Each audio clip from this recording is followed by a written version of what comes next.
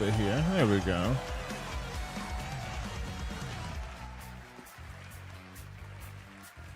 Oh, this was not what they did last year. This is not last year at all. Yes, you guys are prepped and ready. It's a good one, don't worry. All right, hello everybody, and welcome to Summer Game Fest, gaming's biggest global showcase of what's next.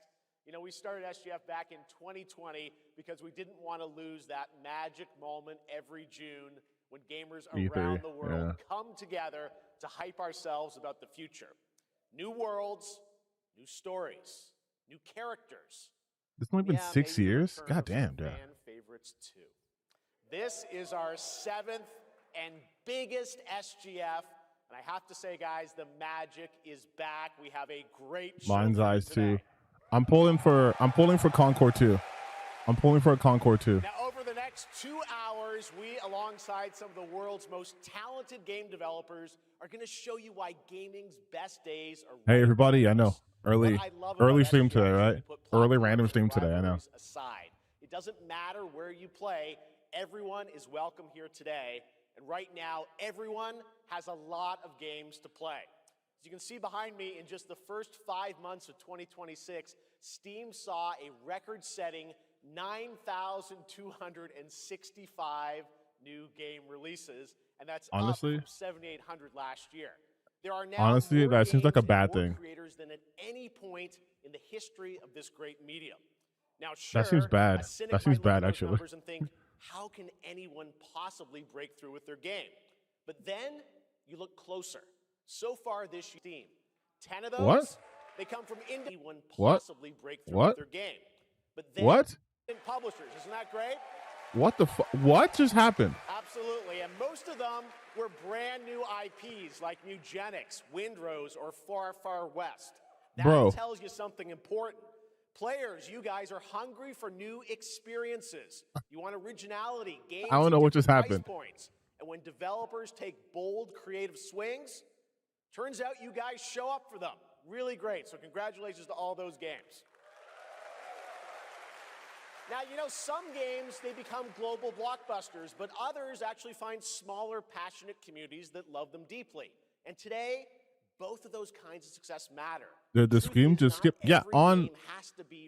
Like, I'm watching this live. It skipped. I thought I was like, what's going crazy? Right now, it makes SGF so rewarding because this show helps drive discovery. I hope you find your next favorite game today. So get ready to get wish listing. Should we get on with the show? Come on, Concord 2. I need Concord 2.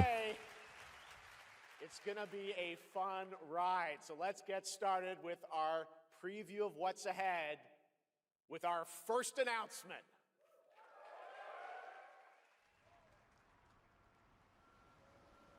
This looks British. French. Oh, God. It's French. Oh. Oh, no.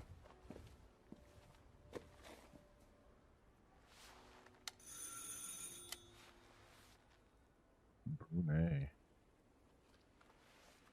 Expedition 66. Shut up. Resident Evil. France. Yes. So, you're the American who called earlier. The sister of the man on the 3rd floor.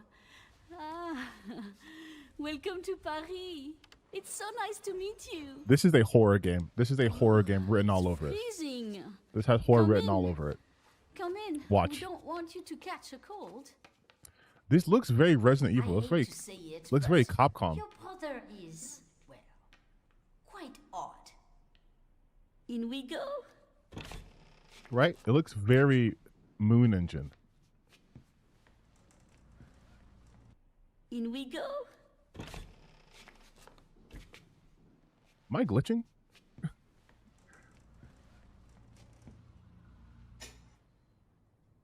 Oh la la. Mais quelle pagaille.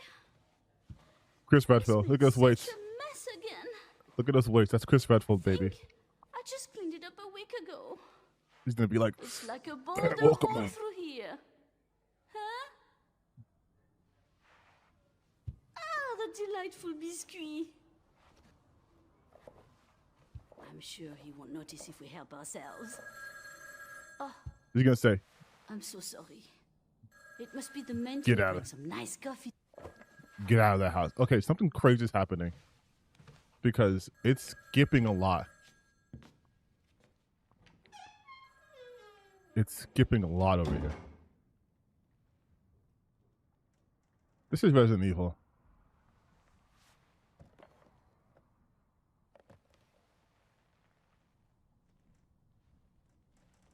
This is Resident Evil, dog. This is a Capcom game. This is Capcom.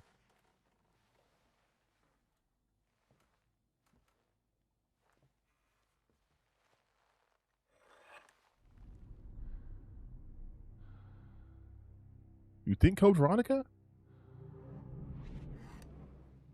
I'm definitely calling Resident Evil. Oh, this is definitely yeah, this is Code Veronica.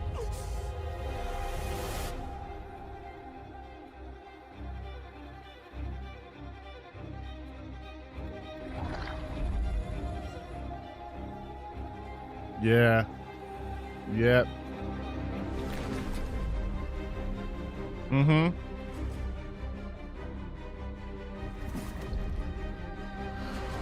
That was definitely Claire, though. Don't move. Claire Yeah. Redfield. See? Yeah. Yeah. Listen. I saw that. Hear someone go, "Oh my God."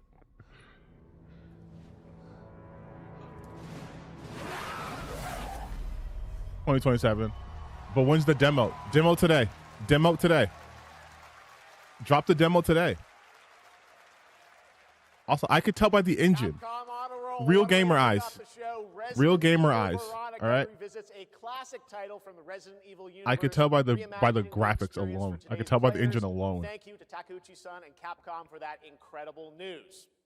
Now, some surprise breaking news from one of the top independent game studios in the world. Oh my God. Hello there, I'm Cuphead here at Studio MDHR headquarters. And today, we have a special announcement for all of you. Cuphead, you look different. We're happy to confirm that development has begun on a brand new, hand-animated Cuphead video game. Our talented team is hard at work on this ambitious project, which will take Cuphead and friends on a fresh, exciting adventure. Cuphead 2? It's still in early stages, but we look forward to revealing more when the time is right. Well, from all of us here at Studio MDHR, thank you for... I didn't know this was plugged in. Listen, I fuck heavy Hello? with Cuphead. Yes? Oh, indeed. I fuck heavily with Cuphead, bro. Oh, you want me to tell them? Yes, I'll tell them. Yes, right now. Well, it seems I have one more surprise. A small team within our studio has been working in secret on something completely different. This Oh. new project is a love letter to the era that brought us into the world of video games. We have prepared a sneak peek, and I'd say Gonna blow your it's socks off. pretty radical. Over here? Ahem. Pretty radical. Like 80s? 80s shit? Yeah. Now in development at Studio MDHR. It's Mighty Cuphead Adventure. A new fast-action platform shooter with arcade-quality graphics and amazing sound. And that fuck-ass carrot Mighty again. Cuphead Adventure. Only from Studio MDHR.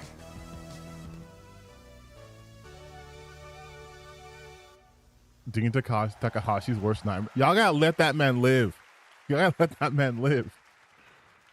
You know I love my puppets. That was great. And there you have it. 2 brand new games from Studio MDHR up in Canada with Mighty Cuphead Adventure, a true 8-bit action platformer coming to consoles and PC, and then a brand new hand-animated Cuphead game has been confirmed too. Great news. All right. Well, now please join me in Love welcoming my Cuphead. co-host and partner in a new game discovery website called Looking for Game. Oh, It's Lucy everyone. James, right? Yeah. I love hand animated shit so much, man. I gotta play that one game. It's like the Thanks, Jeff. Something I am Alex thrilled to be Gold- back here Alex at Goldman Summer game? Game Fest, and I'm excited to share in so many incredible announcements. Now, this next one is very special for me. It's a game we've all been waiting to see for a long time. oh my god. It's Vex.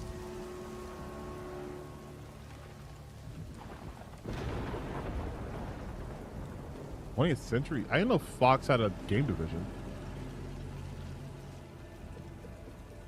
I'm so happy they're doing remakes for Resident Evils.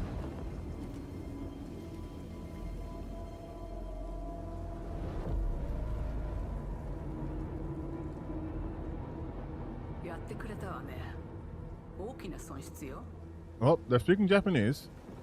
So this could be Predator.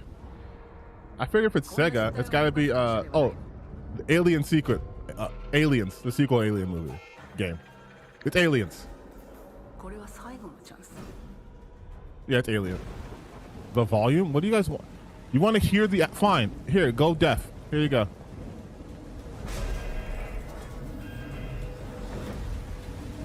I don't even want the volume up so much. Yes. Yeah, it's Alien Isolation. Great. Another game I can't play because I'll be too scared.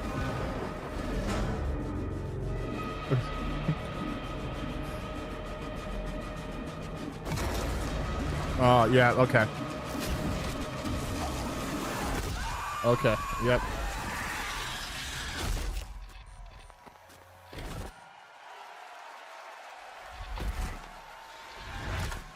AI? Wait, we hate AI, don't we? I'm so confused, you guys. Hi, I'm Al Hope, Creative Director of Alien Isolation 2. And I'm Anna Sovikova, Art Director of Alien Isolation 2. Woman! Game's bad. On Game's behalf bad, of actually. the whole survival team at Creative Assembly, You guys, we're there's a very woman here. excited to Game's share bad. our return to the survival horror genre. It's been 12 years since we released the first Alien Isolation, and we're continuing what we started, creating an authentic new chapter which builds on that core isolation experience of escaping the terrifying, unkillable, relentless alien. And this time, we're unleashing the alien on an unsuspecting colony world. Oh no! Hold on, we gotta mute it. The woman's talking. We gotta mute it, you guys. Games are for men only. Women can't be here. Sorry. Apex Predator. Players Too will face woke. a desperate struggle to survive and escape. I know We the cannot people wait to show you more in the future. Thanks. and certain content creator streams right now are going, L woman LL. Forward game. Thanks so much, Anna and Al. Today, we are honored to have one of I'm so gaming's glad my true community is visionaries not here with terrible. us in the Holy audience. shit. For more than 2 decades, his work has reminded us that games can be emotional and deeply Oh, human. this is From Eco to Shadow yeah, of the Eco, Colossus shit. to The Last Guardian, he has left an unforgettable mark on this medium. Please join me in recognizing the legendary Fumito Ueda-san. Ueda-san, great to see you. Is this his new Hideo Kojima? And now, Hideo's not fucking with him? let's talk about his next game. A few years ago, we gave you an early glimpse at Ueda-san's next game, then known as Project Robot. Well, now, it's time to step deeper into the mysterious, unsettling, and epic world that marks Ueda's first game in a decade. Let's take a look. Yes, I'm so excited for this shit. Even though I didn't like Last Guardian so much, I fuck with all of his games. Epic Games Publishing, that's gonna piss people off for some dumbass reason.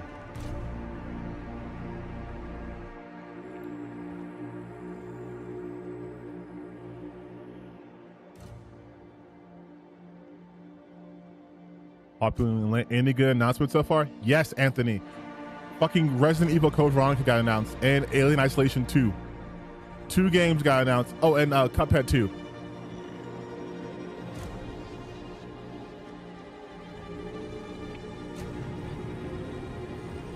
We are.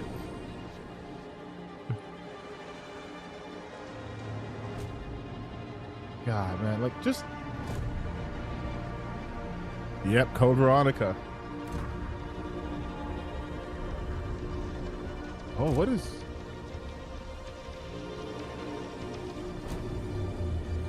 Bro, are we gonna fight with giant robots?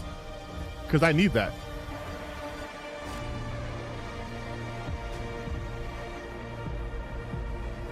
Whoa, I'm sorry, shooting?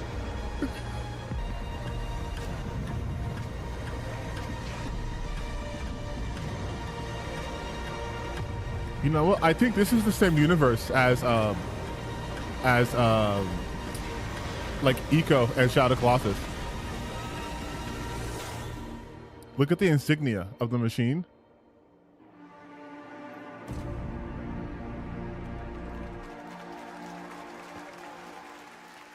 I'm gonna have to go through the trailers when this is all said and done, so we got a trailer breakdown.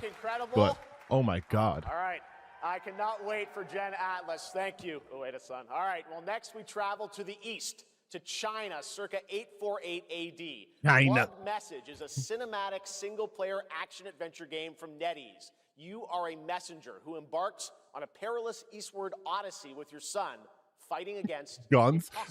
You guys don't worry. There will be balls somewhere here. Okay. Oh. The fuck is? Oh, it's a bird.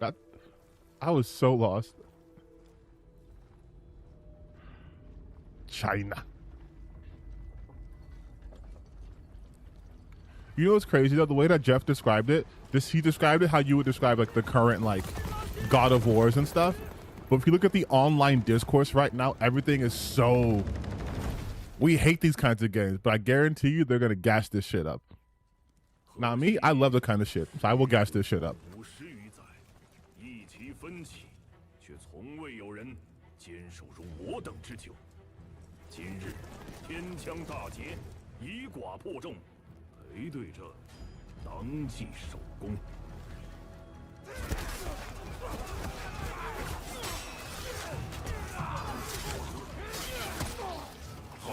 Ooh, got that. And if this does get localized, like voice acting, I guarantee it's going to be British accents. It's always British.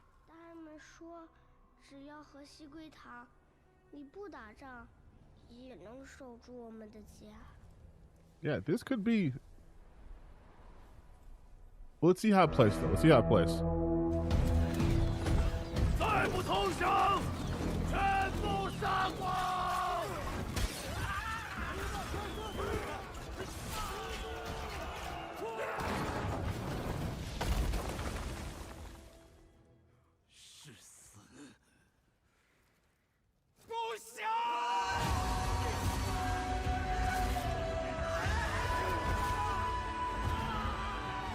Okay, not trying to be funny, but this is giving me Rise, Son of Rome vibes, but just like ancient China, which isn't bad. I kind of fuck low-key with Rise, Son of Rome.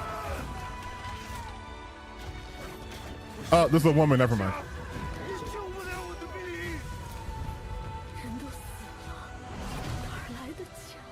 Is this For Honor? It kind of, I'm getting more of a Rise, Son of Rome though. But this is Blood Message.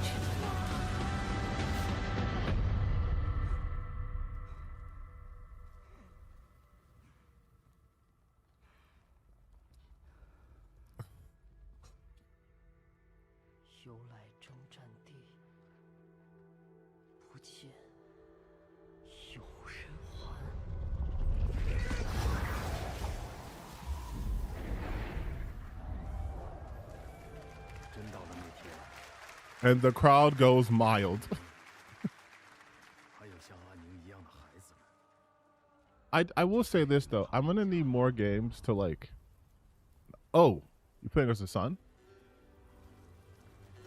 I'm gonna need more games to like get away from the like historical times and shit. Now, please welcome a game developer who is visiting the US Dynasty Warrior-esque, for the yeah. first time in 2 decades. From RGG Studio, it's Masayoshi Yokoyama. RGG.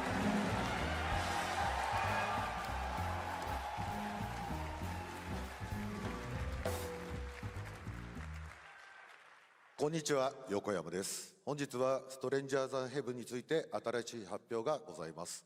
まずはこちらの映像をご覧ください。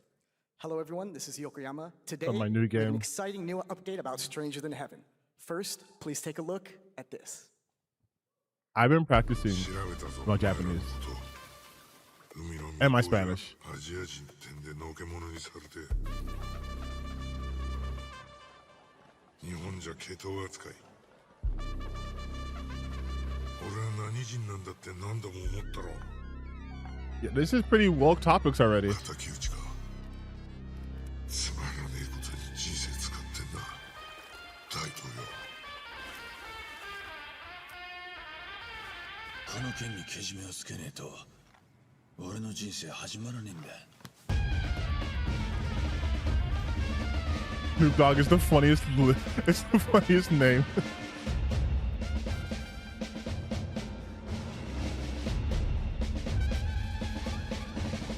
But I love this because all the people are gonna be like, they act like, nigga, is that Tupac?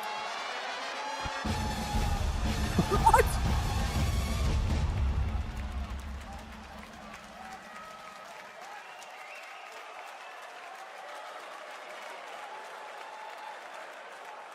Crazy.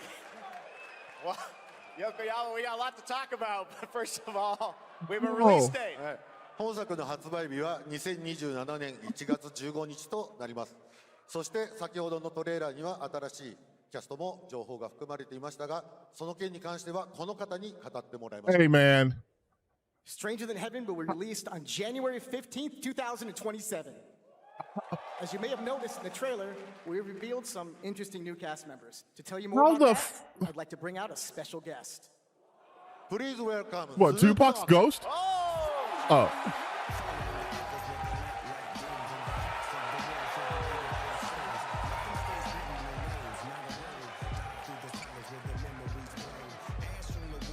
What's so funny about this?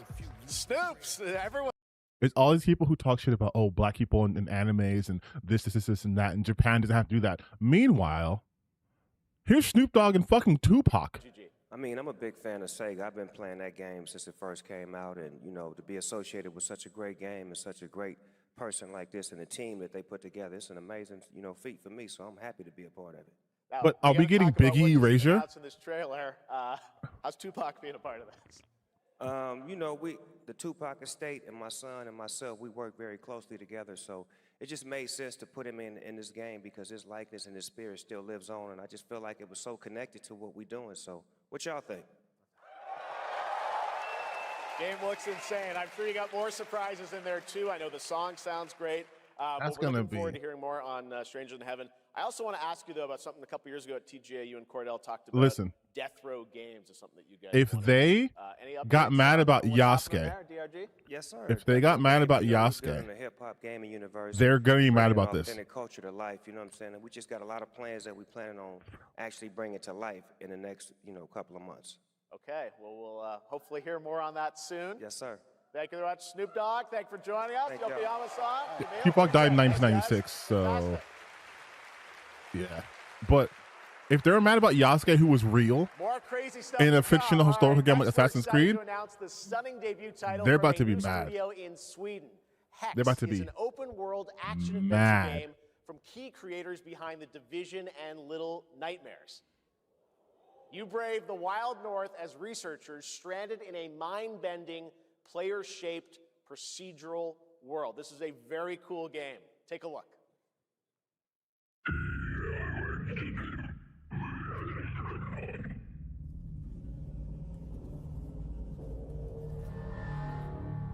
I can't believe Tupac's in the fucking video game in 2026. I'm losing my mind. I'm sorry if I went dead quiet. I'm losing my goddamn mind over here.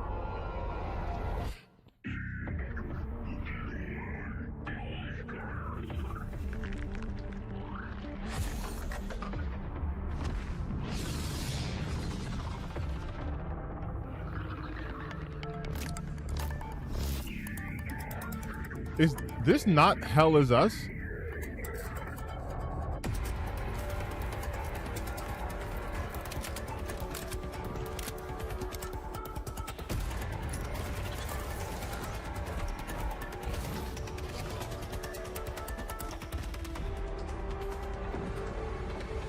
It's like an extraction shooter or just a multiplayer game?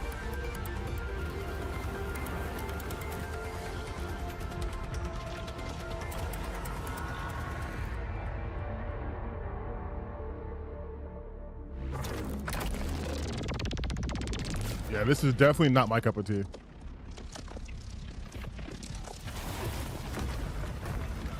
I'm also getting a small hint of Atomic Heart, and because like the visuals.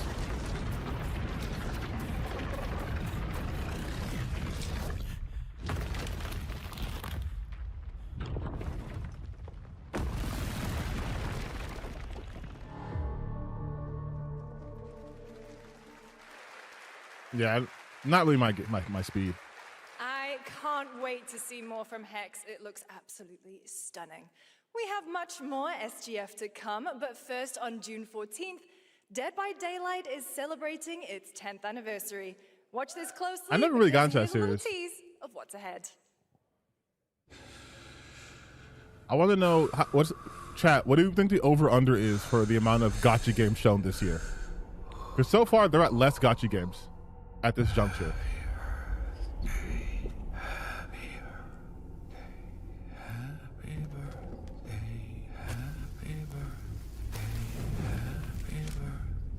Yeah, I would say 10 years for a game of this genre is insane. I don't think any other like asymmetrical game has been around this long, right?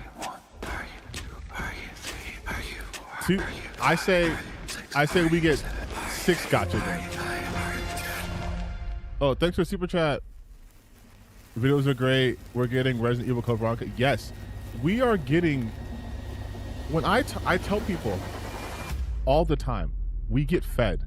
We get fed so well. And you see all these people going, gaming is dead. I'm like, my brother in Christ, like, it's not dead. You just play one game. Need more gacha game with AI. True. I need more AI gen.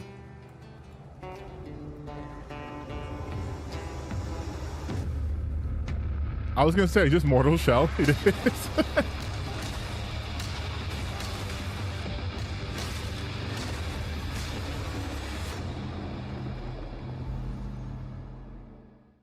Oh, it's not now.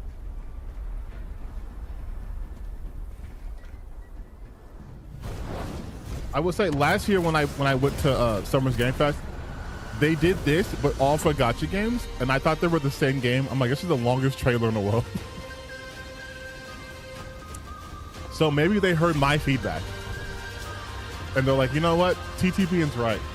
Let's make it clear these are different games.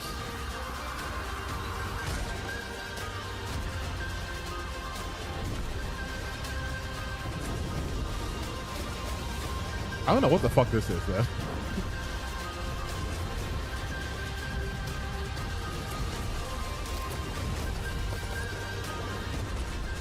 What is this game? Hi from Mortal Shell 2.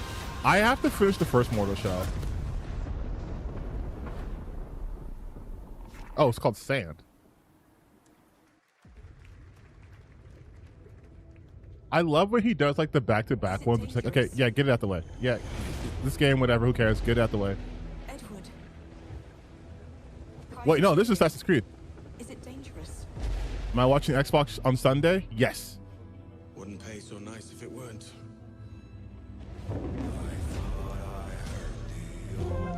I'm gonna be. Ooh.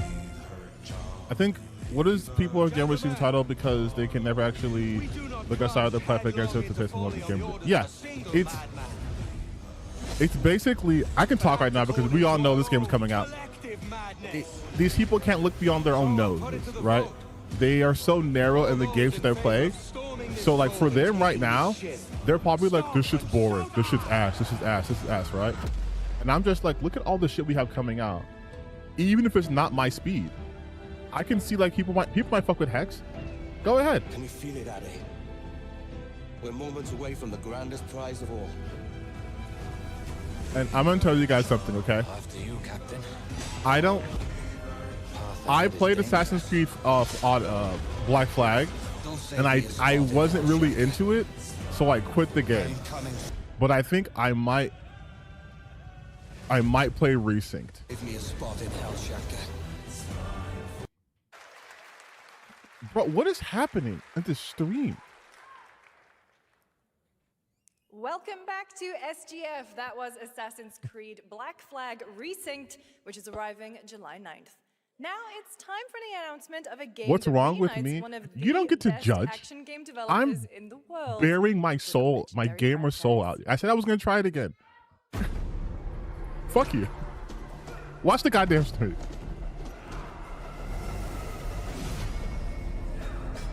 Oh, this is definitely TMNT then, right? I mean, you're in the sewer. Yeah. Oh, just Last Ronin? Wait, Platinum Games?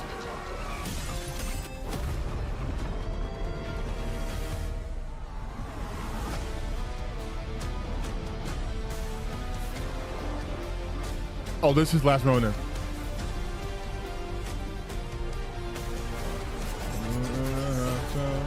Yeah.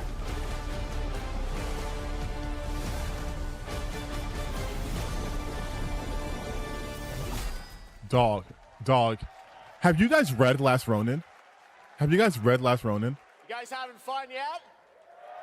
Listen. We are just getting started, believe it or not. All right, well, that's another TMNT game from Platinum Games. I cannot wait to learn more about Last Ronin. Now, listen to me. Welcome two-time TGA If you see me streaming, Expedition 33 and Final Fantasy 16. if you see me it's Ben streaming Starr, more, who voices if the you see Visitor me in Fortnite. posting more videos, if you see me, mind your business, okay? And let you know I'm trying to get my paper up so I can buy these goddamn games. Hello, Summer Game Fest. For the past little while, I'm gonna need everyone to watch all my videos. Opportunity to step into the world of Fortnite as the visitor. And today, I finally get to share a glimpse of where that journey is heading next. We've been working on this for a long time. A new season is about to begin, and everything is about to change. Let me show you what's coming in Fortnite's next season, Runners, launching later tonight. Okay, so Fortnite has a story. Like, I don't... Power breeds chaos. I'm not trying to be funny. I, like... And that chaos is spreading with these sprites. Like, there's a plot for Fortnite. 0 point energy.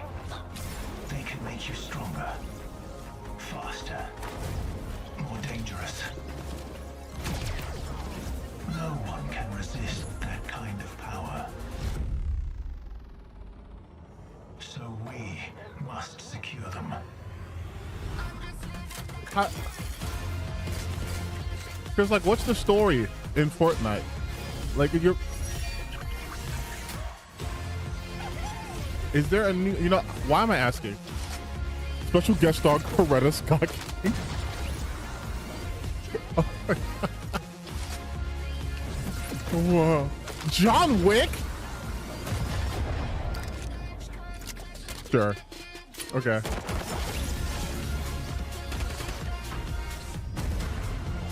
You know what I will say about Fortnite? Fortnite reminds everyone that video games are not real. They're just video games. So yeah, why not have John Wick double jump 360 no scoping a starfish? If you're wondering how we end up on this new island, you'll have to jump into the Shattered event happening live inside Fortnite right after Summer Game Fest.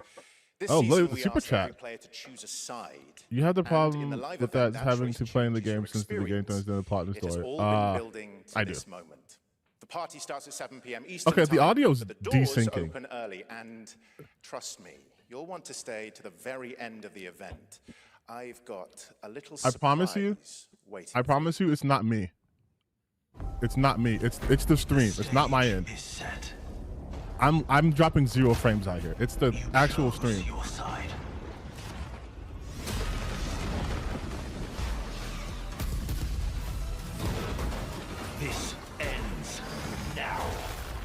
Was that the goddamn Lich King? Is he part of the lore or just a costume?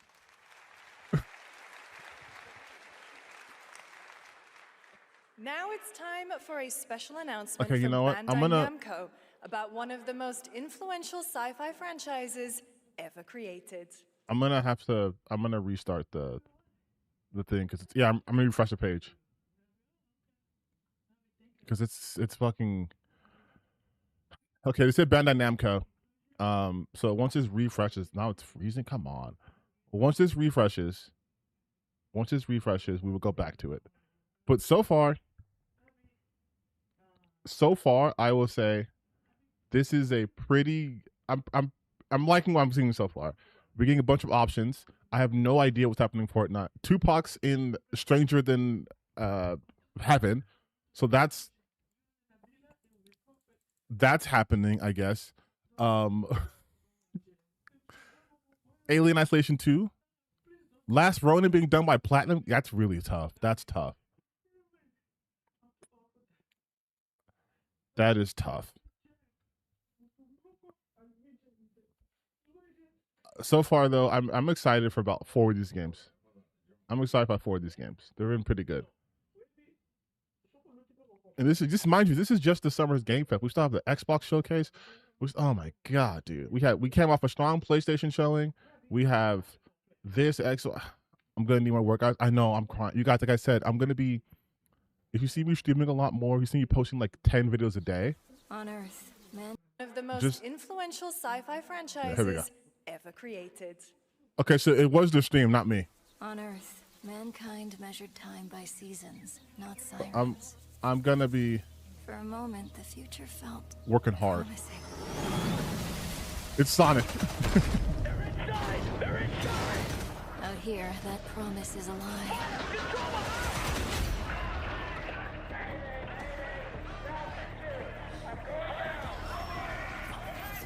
But is this some Sega?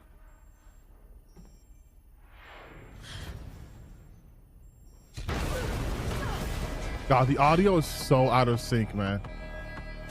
Is this Lost Planet? No, it can't be Lost Planet. They wouldn't give me that.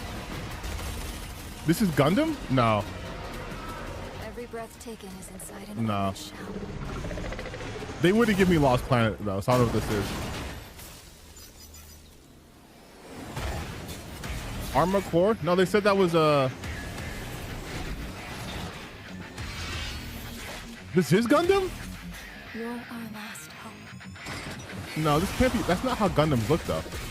It's just a mech. The darkness That's- coming for us. Like, Gundams do not fight monsters like this. Armored Core does not do. It's like Vanquish. It's like a Vanquish or some shit, to be honest.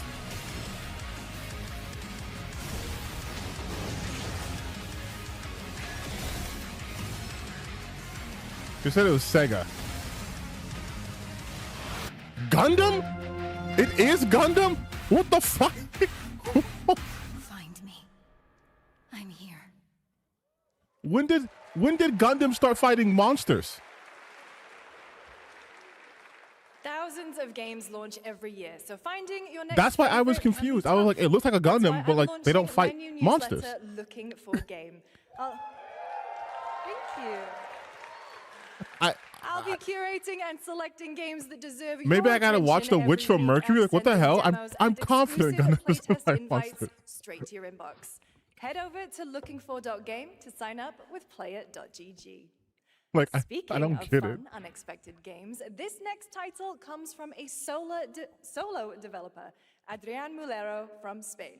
It is Crossover, a maybe? co-op physics game about 2 geese and 1 very fragile egg. Okay, Hunky, ready to be a parent? Sure, don't worry. This is a piece of cake. Be careful with our little baby. Don't drop it. Don't drop it. Careful. Okay, I'm not gonna lie to you guys. I do hate game ads like this so much.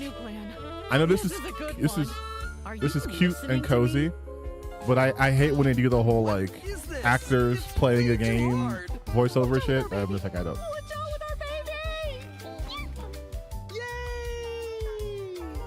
Just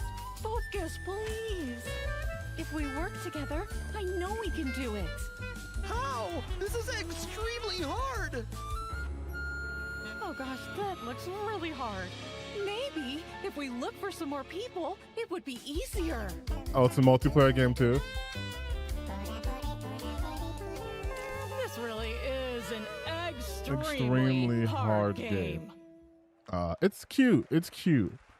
It's cute. Congrats, Adrian. What a fun game. There's going to be some cozy gamers playing this for sure. A debut game from a veteran team of developers who come from Naughty Dog, Vibrant and colors. Infinity Ward, and other amazing studios. Over the past half-decade, they've quietly been working on an ambitious new project. Here is the global announcement. See, I hate when people say shit like half decade. Just say 5 years. People are endlessly disappointing. God.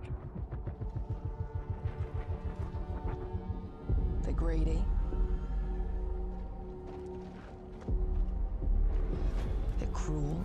Oh God! Wait, a female protagonist? Something women can't hold guns. Something women can't shoot bullets because estrogen. That man's a ghost. They're bullies. Hey, Stokes. Yeah, I got one of them. So that's what I say when I look at someone like you. Bully.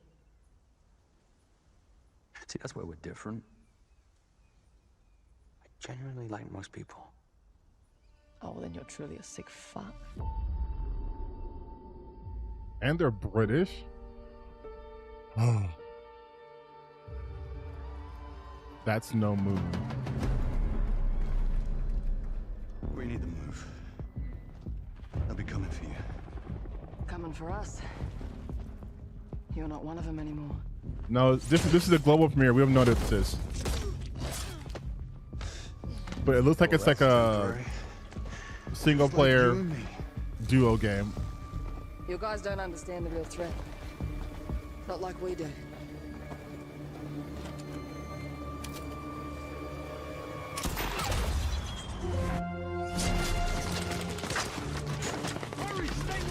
I wonder how you even get on a show like this. Money helps.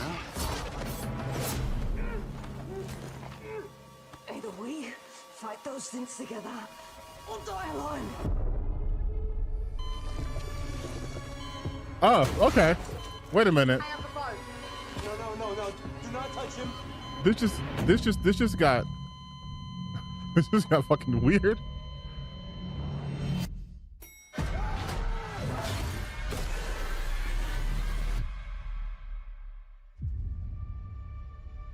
Army of Two reboot. Or die alone. Wait, why is her skin so dirty? Why does she not have perfect pristine makeup on only 24/7? Okay, I'm gonna stop being annoying.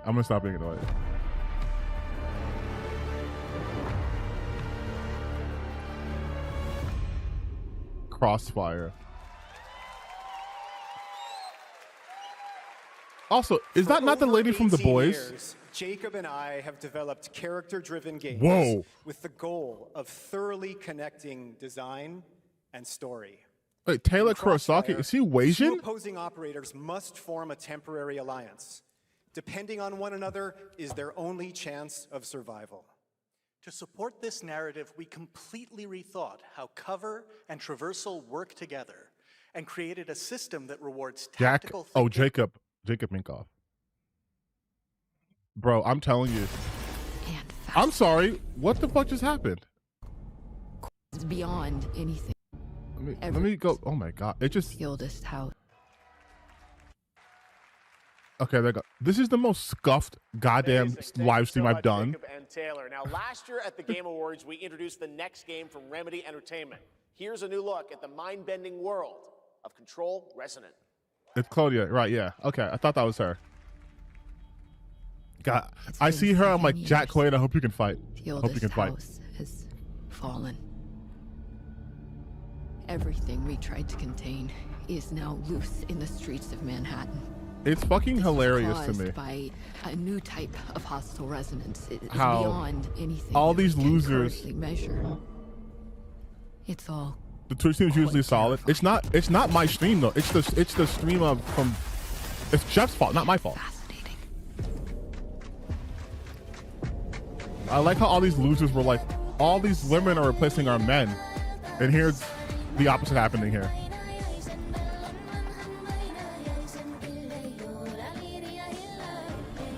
Yeah, Claudia is Jack Quaid's wife.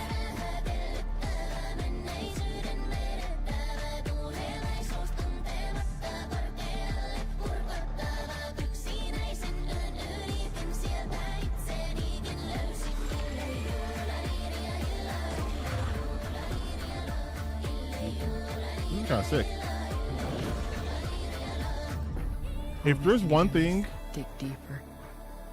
thing, Remedy does so well, is their shot composition for the trailers, and it's goddamn it, it's so. You can't find a boring shot in a Remedy trailer. The way they do their visuals, Right it's now, it's time god. for another Summer Game Fest Oh. exclusive. The announcement of the next game. Oh, Remedy games. It's so fucking good. In the story franchise. Hell yeah, baby. High Guard 2. High Guard 2, baby. We all have our own reasons for coming to this vast frontier. Wait. But for our guild, we who protect this land, Oh, this is the one reason stands above all others. Our wonder. You feel it too. We see it in your eyes. Wait, what is this? Wonder at the astonishing power that shapes this land. This is clearly based off Unreal Engine. At the great spirits Guild Wars 3. we are bound. At the gods who hold That makes sense, actually. dominion over all. Velguard 2. We cannot guarantee your comfort or even your safety. But if you yearn for horizons unexplored, Horizons? for fellowship and purpose, for a cause worth dying for, to This you, is we can promise magic. Guild Wars. I feel like Guild Wars looks like. I was gonna say Eternal Strands was the first thing I thought about, by the way, but Guild Wars is one of those game franchises that ironically enough, I was watching a K-Bash video Both here and live on it. around the world. I'm Colin And Johansson, I was like, the studio head at they ArenaNet, have and I want to thank 3 you for different watching the versions of exclusive Guild Wars. first It's so look at crazy. our upcoming game. The time is right for the next evolution of the MMORPG, and that game is Guild Wars 3.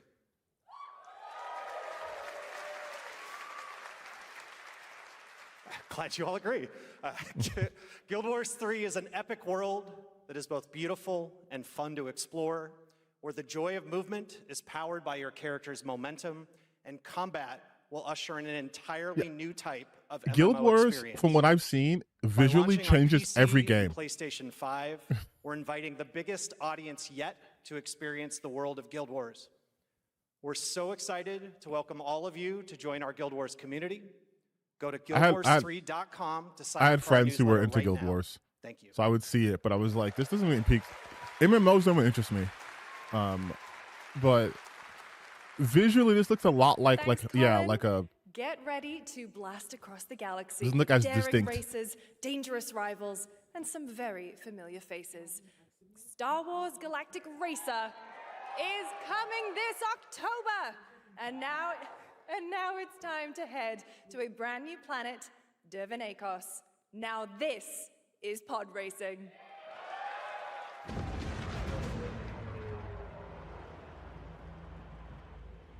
I am completely okay. Where champions are born and losers annihilated.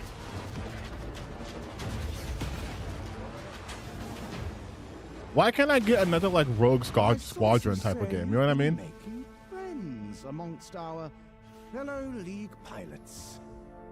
Racers don't go head-to-head against Bulba. Legends do. Real high for a Star Wars racing game.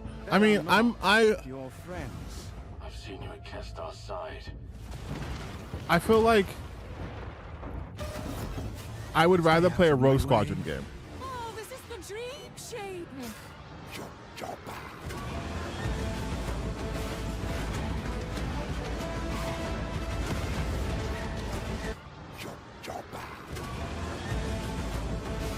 This stream is giving me dementia, by the way. It's repeating things, it's skipping shit out. There's a reason why they call Kestar Bull the champion.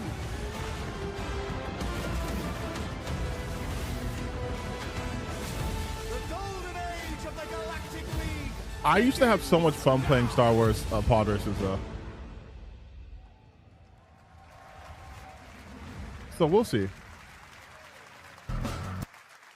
But the roast got, whoa, the fuck? The stream is horrid, I know, but it's not my fault.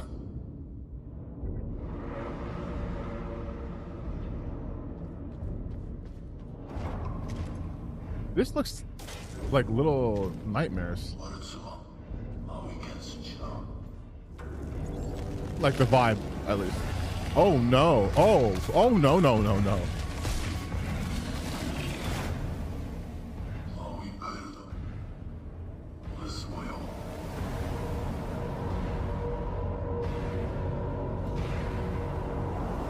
End of Abyss.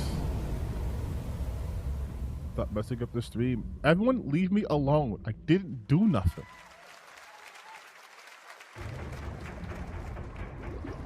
Why is everyone tapping into my thalassophobia all of a sudden? No.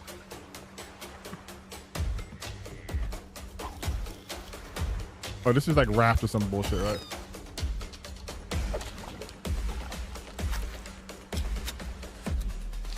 Subnautica, but you can kill everything. Also, I gotta say, what is everyone's issue with like? Listen, I'm not talking about Tim Sweeney or this is okay.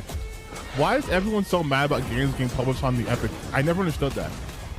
Like, ultimately, these are just different storefronts. Like, Steam is a storefront, Epic is a storefront. Just download the storefront. Like, I don't understand people get so mad about that.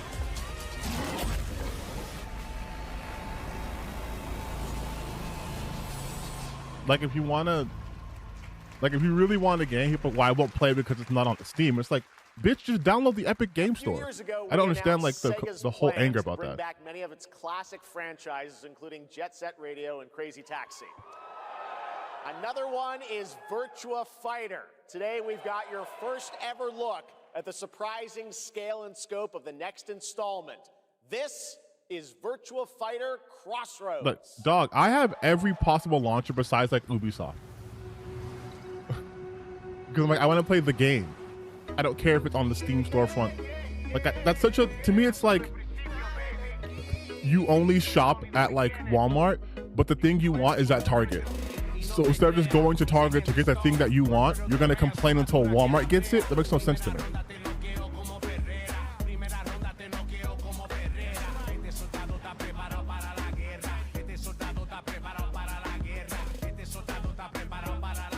Are we talking about your ex? Hey, I've got an idea for you. Hey, Cielo. Bet you're hungry after this morning, huh? Same as usual? The EA app is one of the worst launchers. Right, but like, I know. my thing is too is like, are you guys really into storefronts? You know what I mean? Like, I'm like, I don't care. I want to play the game. If I have to deal with like a annoying launcher or click setting, fine. Can I get to my game? Okay, that's all I care about. Hey, it's me.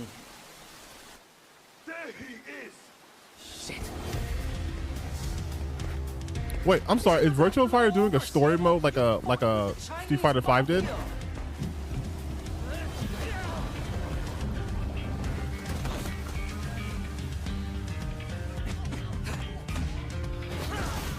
That man's dead. Wait a minute. This is not what I was expecting. All right, just take it easy.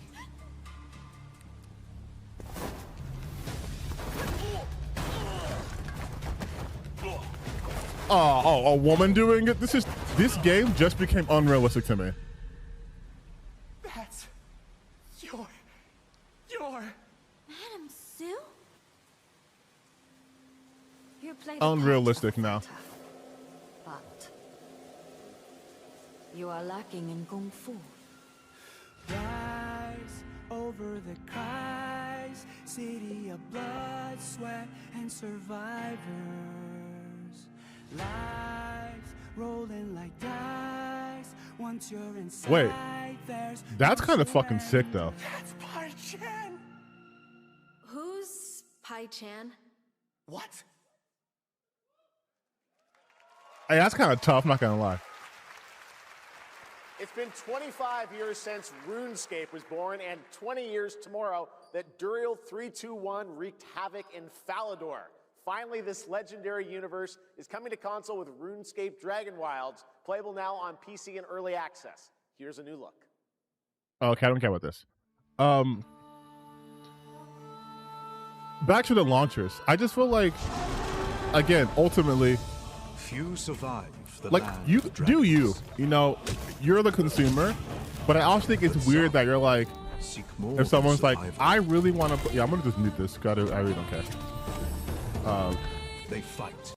If someone's like, oh, I really want to play like Control Alan Wake 2, but I can't get it because it's not on Steam. Like, you have free will, but no one's stopping you from just like downloading the game and not having to use the launcher again.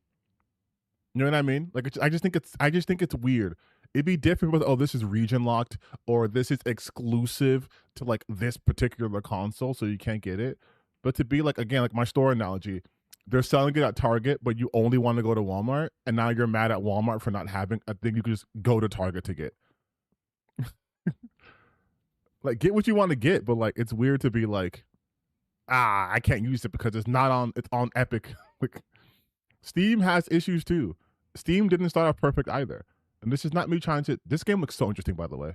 This is not me trying to defend multi-billion corporations, because people seem to think if you're critical about anything, you're defending something else. But just like, the game's good. Just the launchers take up like barely any space. That's all I'm saying. Oh, this is Warframe people. Spring. The skies will clot. Our shedding seeds may piles. This is not this is Soulframe, I believe. Odions cast with tempers rare. Red minnows squirm. Digital Extremes as a company will always have my respect, because I did not know they could do this shit. For us. And doom. Because if you would have told me that the company responsible for the game that came free by PS4 will be putting out this shit after like 15 years and have TennoCon and be one of the most successful stories in gaming, I would be like, you're fucking with me. Oh, this is grounded. Welcome to Brook Hollow Park. It's okay, they're not actually monsters. We're just a lot smaller now. Clever girl. Department launcher store. Walmart and Target don't determine the terms on which I can use things and buy. Launchers are a blight. Yeah, but the thing. Tell me that was your stomach. The thing, though, and this is my last talk about the launchers, because I know people are here to talk about the games happening. But like, you're saying that Walmart and Target don't determine the terms of which you can use the things. But my thing with the launchers is they are simply a storefront. Like, Steam doesn't determine like what you can do with the game. Neither does Epic. It's just, here's the fucking game. You want to download it.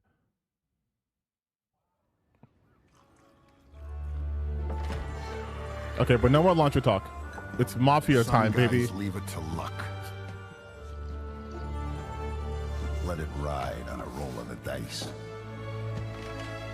I'm not even big into the Mafia games. I just know not me. This is Mafia. You can have all the luck in the world. But what matters? I feel like this is Godfall because of the music. When the cards are on the table. Oh, Mafia. This is the expansion, yeah.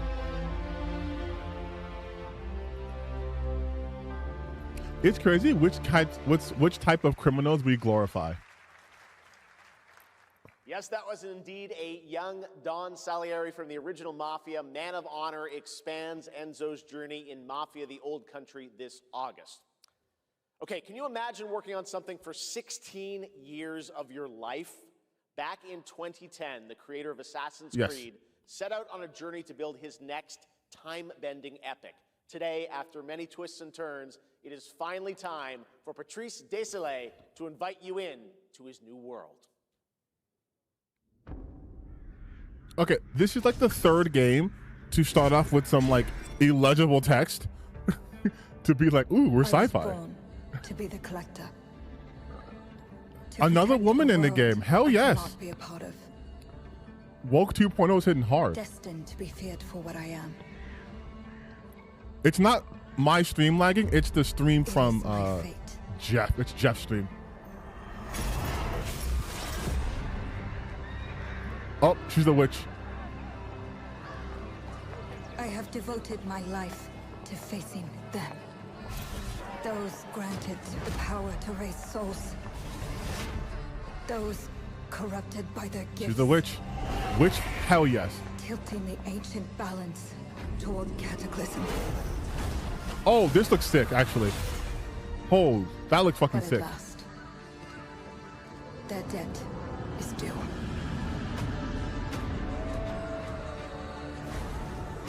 Assassin's Creed Hex? I thought that was every choice. They said he left Assassin's Creed, but I really want this. Has led me to this moment. As the moon bears witness, I take the first step. My time has come.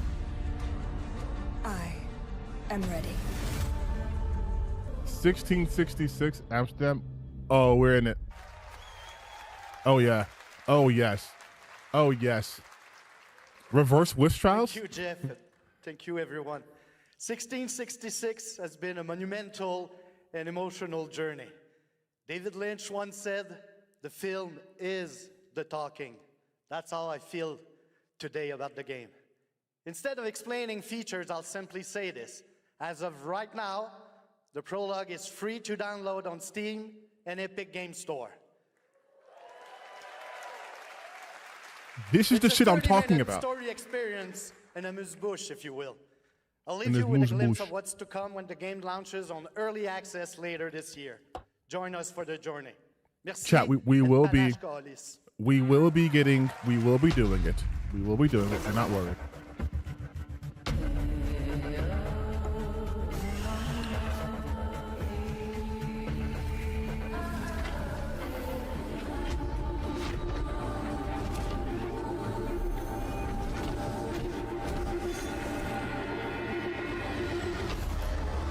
Oh yeah, this is up my alley. Are you kidding? Does this, the game's called 1666 Amsterdam. Does this count as Pride for Pride Month? Patrice, still to come, we've got a lot of great announcements for you, including a special surprise guest. Oh, the stream caught up. Who's that? The stream caught up, you guys. It's current. It's all current now. It's all current now. That's Billy from Saw. Hey, Billy. Hello, Jeff Keighley. Hello. I want to play a game. Oh, you want to play a game? Well, that's great. We're here at Summer Game Fest. This is all about playing games. It's perfect. Roll the tape. I watch. He's like, I want to play a game. All right, Street Fighter. Run me my sets. Run a set with me, then, bitch.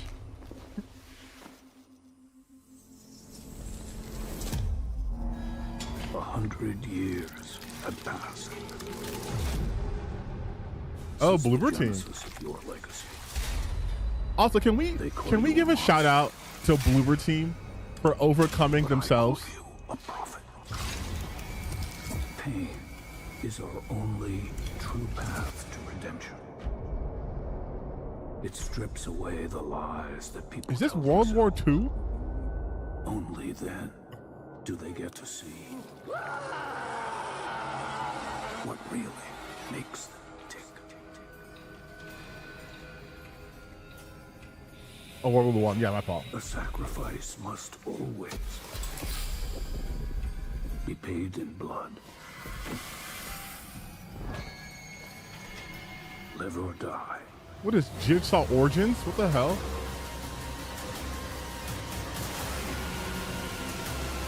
Oh, I get it. I get it. I get it. It's like Outlast Trials, right?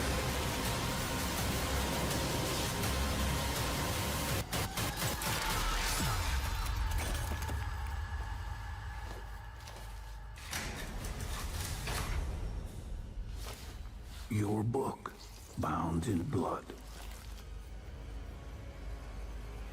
inspires those who are worthy. No Chris Rock. The spiral bleeds ever deeper. Oh, I was right though. This is the Genesis. I literally said like Saw Beginnings or Origins. Genesis. Oh, you guys, this is Lords of the Fallen 2.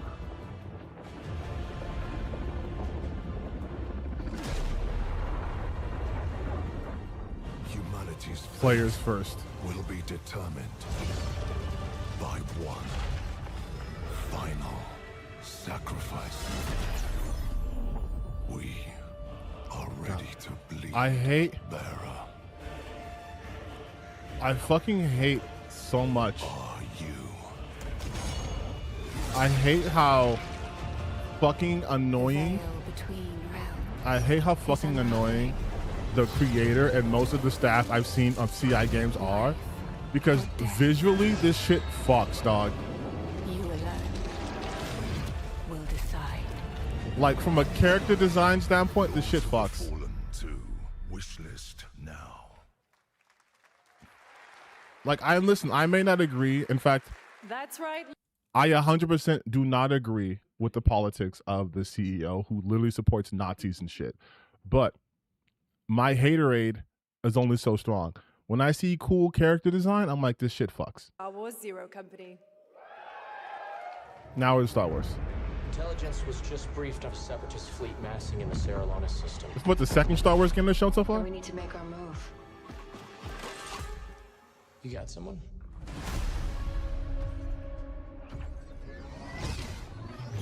Zero. I have no interest in playing Lords of the Fallen. What do you got for me, Fennec? Lord Silius. Coil's been spotted meeting with local gangsters. Find out what they're up to. I've been tracking Fathom for months. She's at the center of it all. Gamora? Let's get a team together. Oh, this is a tactics game.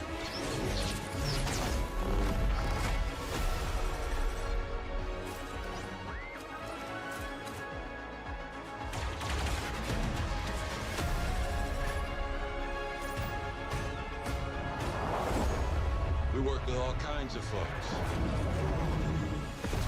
Ex-separatist, ex-noble, ex-cons. And we're better for it. We're almost there. Yeah, this is XCOM. This is like a Star Wars XCOM We just type gotta of game. finish this job. There we go.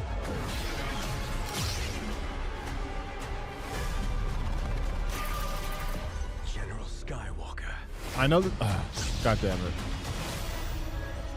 I was gonna say, this is gonna sound very dumb to say out public, but I kind of get tired of Star Wars shit because been about one thing: the monster because within. And today, you can't, one of Europe's most ambitious like, studios is ready to tell a different story. into a brutal new world where vampires have emerged. I hate how Lord of the Lost Fallen developed by Anton. I know, that's what I'm saying. Like, come in. That's why I'm like, this sucks. Because visually it looks good, but I'm not gonna play the game because they're courting fucking weirdos. Oh shit! The books, please. Is this Vampire the Masquerade or?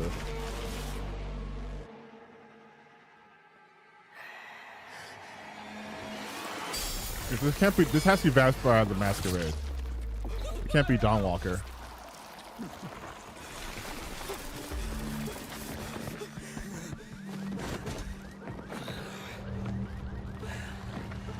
Also, this voice actor sounds. You don't give up easy, eh?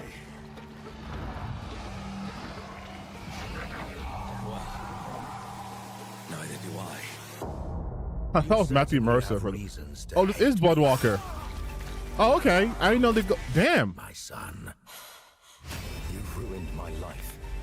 We crave the same thing. Holy shit. Evil? Am I evil? They adore me. You're a pawn in Brentiss's hands, nothing more. This won't end well for you. I've done the unthinkable for my own family. Also, I already know I'm not going to be able to run this game with my current PC setup. I already know. I already know. I'm not gonna... This is above the Dawnwalker.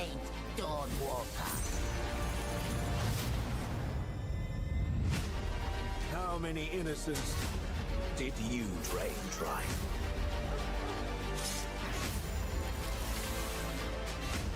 Maybe we aren't so different after all.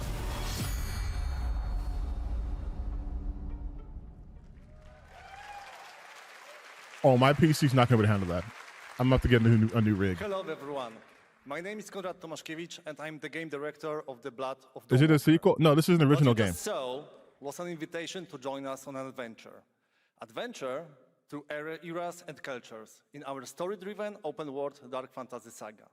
The first part, a CGI, shows where our saga leads to, a present-day adventure. The gameplay segment that followed is from our current game, and it's You need a an origin 3050 story to of play it. hope I have a you will have as 4060. much fun playing our game as we had making it. But I'm Thank not going you, to play this game. And have great rest of the show. The recommended GPU is a 5060. Yeah, see, I have a 40s. Did you see the Backrooms or Obsessions? Next, the creators I of saw Among Backrooms. Us have been hard at work I'm gonna on see- a new project. Among Us. I'm And going to today see we're revealing it for the first time. Obsession product next week. Yeah, but I'm going to need a new GPU. For sure. Like, for sure.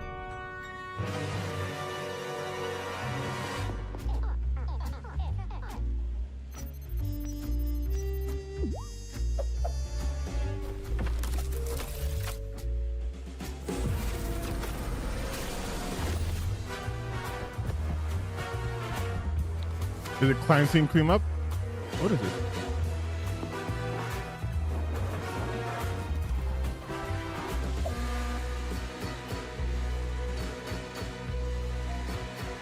Oh, this is so cheesy. I love it.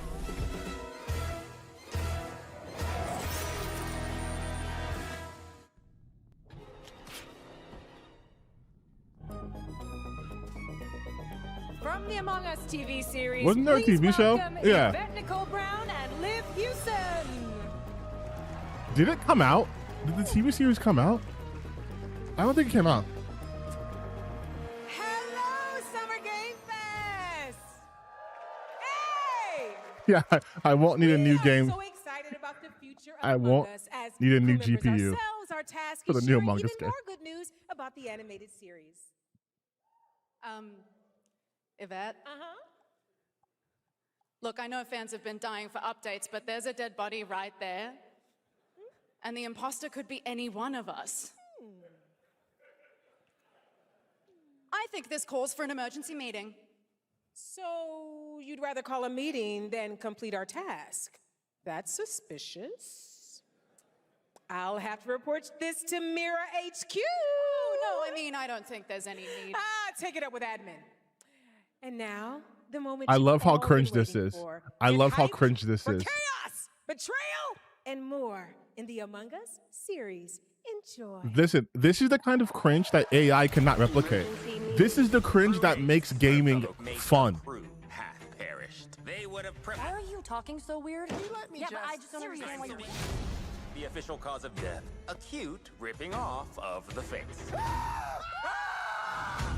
One dead crewmate, that's an oopsie. Yes, we need E3 cringe back. Murder mystery. That's when gaming was fun, by the way. I'm not even joking. When we had E3 cringe, we need Dorito Pope back. We need Chic Quattro Robot back. We need all this shit back, dog. I'm being so serious, dog. Wow, that was a lot of screaming. Fuck it. I'm nostalgia pilled. Green, blue, orange, purple, white, brown, yellow, lime. Deborah Wilson. This that just made so many losers unbearably upset, by the way. you among us, or is it amongst us? I always forget. Oh, it's now streaming on Paramount Plus? Deborah Wilson is inevitable. Would you believe me if I Cannot said run some away of from our her. biggest surprises at SGF are still to come? Stay tuned. And it turns out there's more coming from one of this year's best reviewed games, 007 First Light. Here's a first tease of a new story mission coming later this year. Gonna have Tupac We've in it. received an urgent call from Aleph, James. King Bavma requests MI6's help with a matter most sensitive, and he's asked for you, personally. Our alliance with Bavma is fragile at best. Yes, but I want if he has I what he claims to want have, Deborah Wilson M to figures be the in reward is every well worth game the risk. until she dies. And I Go mean back that to every Aleph and game. find out what this is all about. I want Deborah Wilson in Balatro. I want Deborah Wilson in Best of Final luck. Fantasies. 007. I want Deborah Wilson, in fact, in this First Light. In fact, I want Deborah Wilson to come up on stage to announce that she's in video games forever.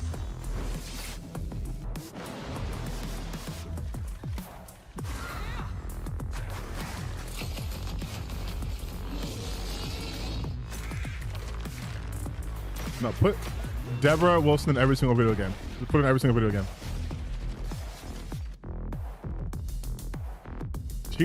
She's such a phenomenal voice actress too. Like, people don't understand that she's been doing this for decades.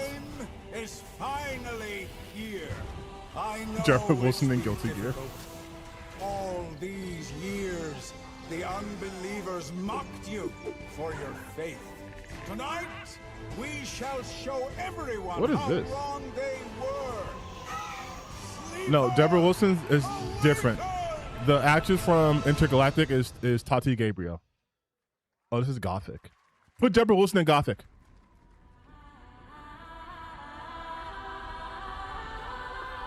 Put Deborah Wilson in Tides of Annihilation.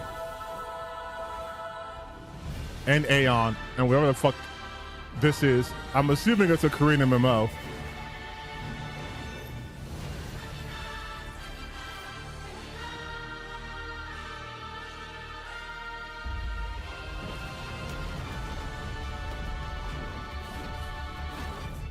Oh, just that one game that's like different time periods and shit. This is definitely a Korean MMO though. I can tell by the character models. Korean MMOs love action RPG style. They hate doing hot bars and shit. They love action RPGs. Delay GTA. I want them to be like, we delayed GTA because Deborah Wilson wasn't available. We are now putting Deborah Wilson. She's replacing the main character.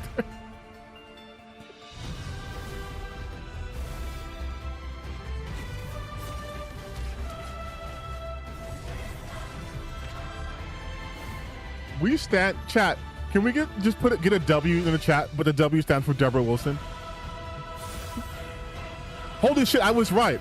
Was I not? Did I not say Aeon? I'm looking to find the source of the disturbance and end it. To do Here that, we go, I baby. need a complete picture. Here we go. This is where we get. This is it, baby. Brain dance, a simulation. I think this is where we're all getting like this genre of game. Two of you really are from. And for the ads, it's gonna be a bunch of like gotcha / Korean MMOs, Eastern games. What I'm getting at. I think they're just lumping them together. Run. I'll erase you at the finish line. Deleting your ass. Yeah. Okay. Laura Bailey has such a hot voice, man. It's so crazy. Feel it. It's so crazy how hot her voice is. Discord is looking for us.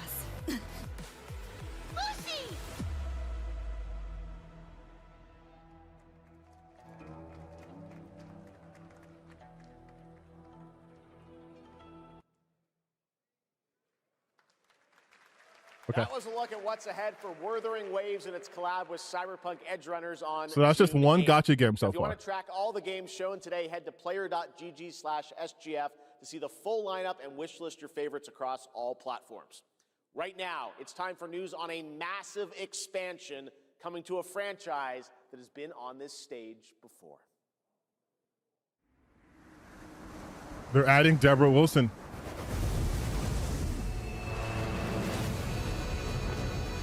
Monster Hunter, Deborah Wilson. Deborah Wilson's Monster Hunter.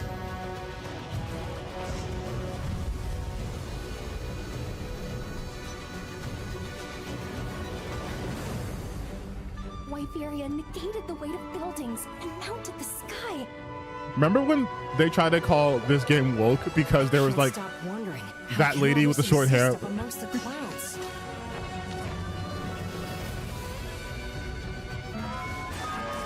I have so much respect for Capcom as a publishing company and development company. Like the output that Capcom has had is fucking insane. And especially because of the quality of it. It's so good. Capcom's one of the best out. I'm sorry, dog. Capcom's one of the best out right now. Their output has been so fucking high, dog. Environment with just their presence. A moving natural disaster. Too powerful to tame. Too difficult to reproduce. Sounds like an elder dragon. Sounds like Ben Starr, to be honest. I want Deborah. Listen, we're gonna lie, you guys. We're gonna just say Deborah Wilson's in every game.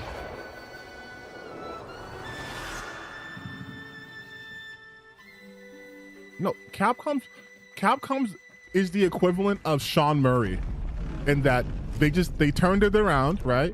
And they just keep putting out bangers and updates for free. And we're like, you don't have to do this anymore. Like Capcom's really trying to erase that like decade stretch when they weren't really doing nothing. Now they're like, listen, every 6 months we're putting something out. No, it's all for nothing. Still you press on.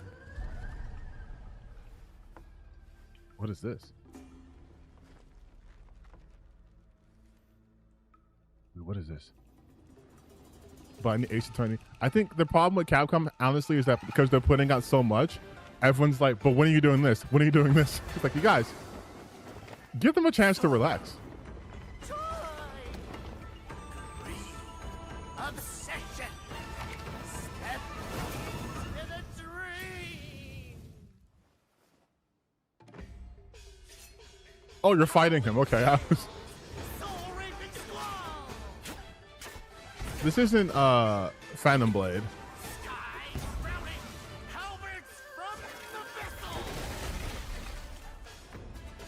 Oh hell yeah, baby! Are we doing some not Wushu? It's called Janja. Zia. It's like XIXIA. You know what I'm talking about? Like Elder Brother. You dare challenge someone in the golden realm of reality? Elder Brother, why would you do this?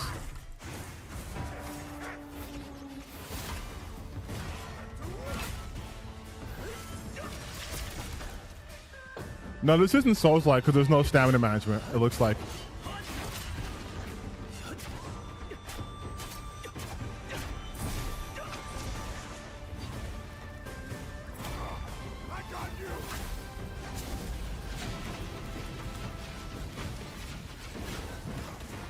Oh, that's his friend. I was like, why is that big ass creature just in front of him?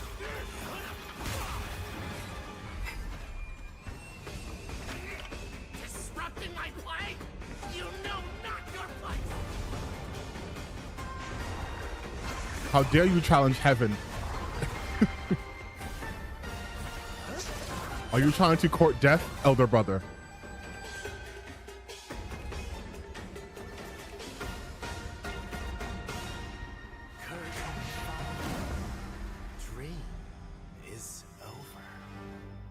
Swords of Legend.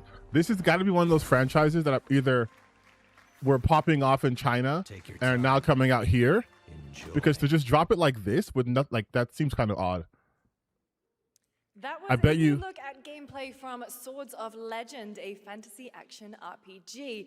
There you saw a boss fight against Kong Kong Zi, with each move pulled from real centuries-old Chinese magic tradition. Now, how about a little toy car magic? Get ready for lots of loop-de-loops and massive jumps with the announcement of the biggest Hot Wheels racing game yet. What? Okay, I do not care about Hot Wheels. I do not care about this shit at all.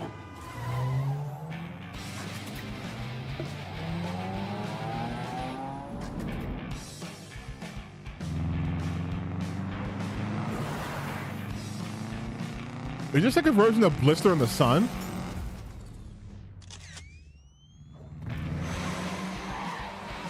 Oh man, I'm so strung out.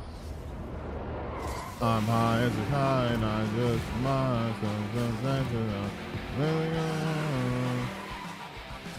It kind of sounds like Blister in the Sun. Would I care if they added pairing? Of course.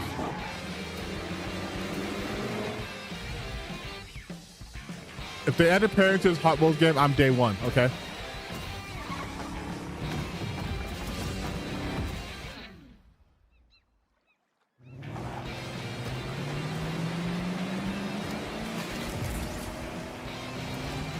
Now, I normally hate when people say this, but I have to say it. Who is this particular audience for, like, watching this live stream of Summer Game Fest? Also, my sources do say that Deborah Wilson is in fact in this game. Deborah Wilson is the announcer. I was gonna say, where's my boy Sanic?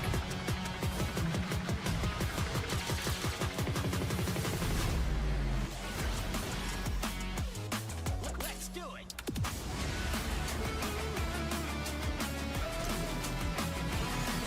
Oh, Avatar.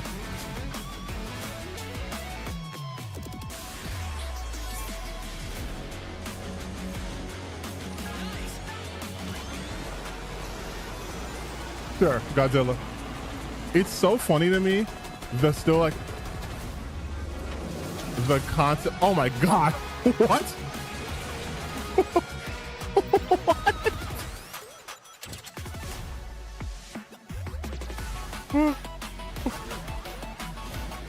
Shinji, get in the goddamn cart, Shinji.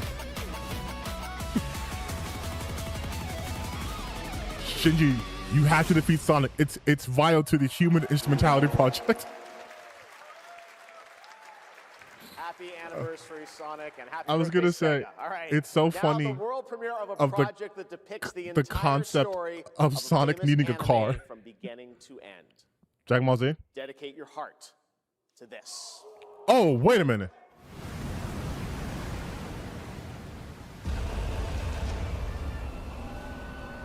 They're doing an Attack on Titan. Oh, Koei Tecmo. Is it gonna be a boy? Don't let it be.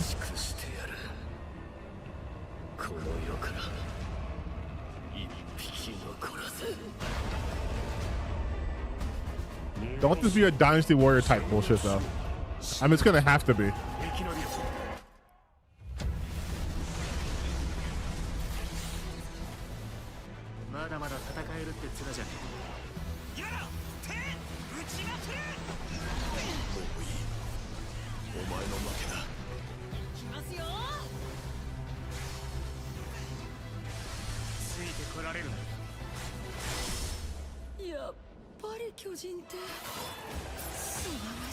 I have a question. Are only like 2 companies allowed to do like anime games? Because it's Koei Tecmo and it's Bandai Namco. That's it. Those are the only ones. It's Bamco and Koei are the only ones I see. And then depending on what genre, it's like, oh, it's a fighting game, so it's Cyber Connect 2, right? It's definitely gonna be an arena game.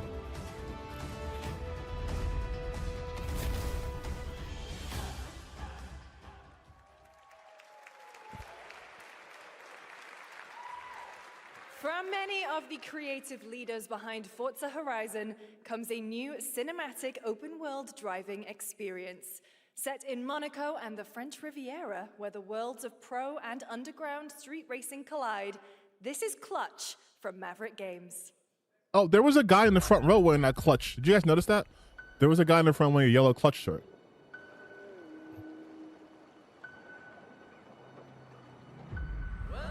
Bamco, Arc Systems, yeah, I forgot about Arc.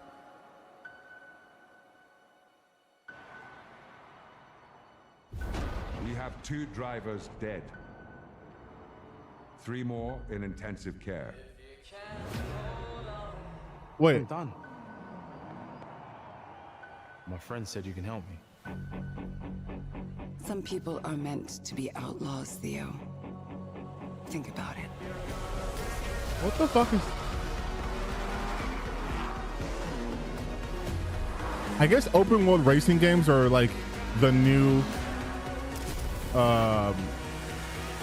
like the new frontier for racing games. Now I'm in deeper than when I started.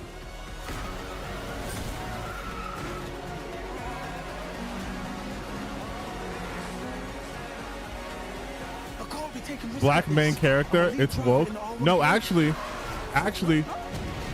this is not woke because he's a criminal. I'm not going to jail for you. So it's fine.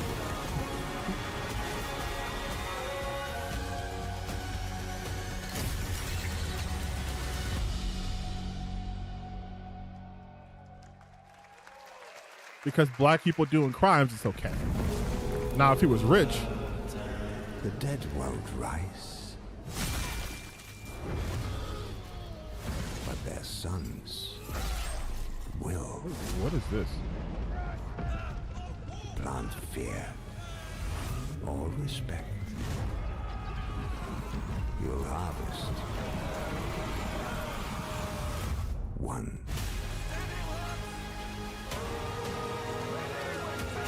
Didn't they show this last year? I swear they showed this last year too. Or am I bugging?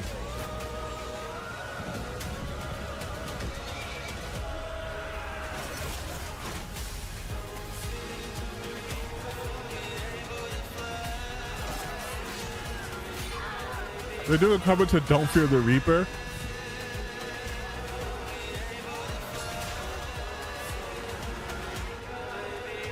I felt like I had the word I feel like it's gonna have the word like Crusaders in the title for some reason.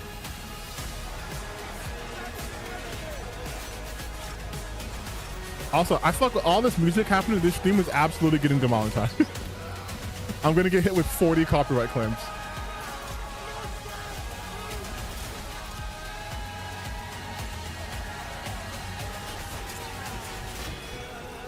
Oh, Chronicles. They did announce this game last year. Yeah. Chat, I think I see Deborah Wilson. Yeah, she's back here. She's right here. That's Deborah Wilson. Damn, she's busy. She's in every goddamn video game. Love that for her. We have lots more Summer Game Fest ahead, and trust me, you definitely will want to stick around. Right now, here's a new look at Sea of Remnants from NetEase.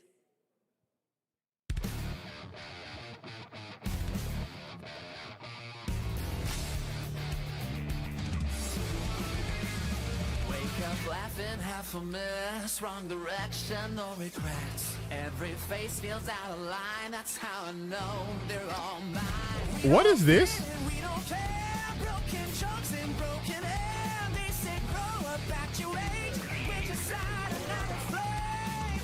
Make it out, don't look back. Burn this moment till it cracks. If this one won't let us stay. This is one of the most anime-ass intros I've seen. From a non-anime, this is extremely anime.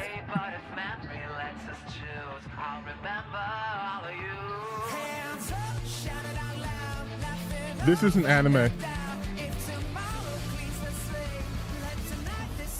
This is an anime-ass intro. Oh my god.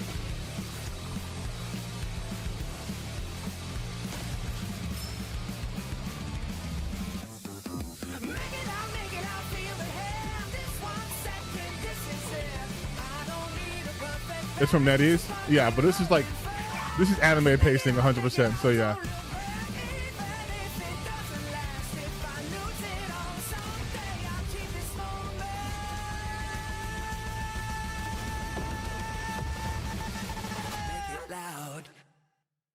In a world, in a room, on a shelf?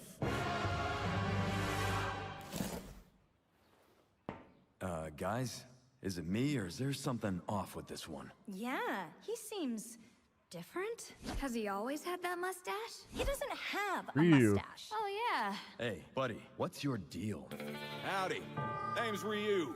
What's all this mess about me being different? Well, look at that. He sounds different, too. What in the Sam Hill? Everyone in Tokyo talks like this. I know what this is. It's called a knockoff.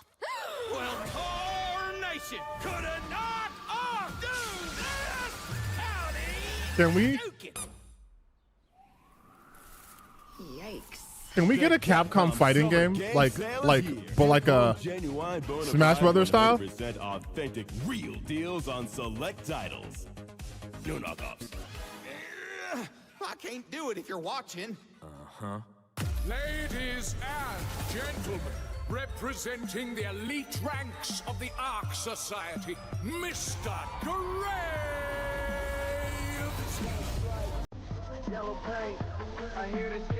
Also, yes, we need Capcom versus Capcom. Where's Khalifa?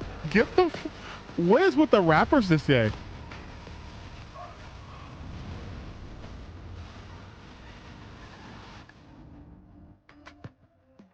And Muay Thai advocate. You know what? Honestly, I'm loving the amount of just black shit happening this, because people try to deny blackness in video games, and now look at it front and center. What in the Rayquaza is this? Oh, it's Power Up.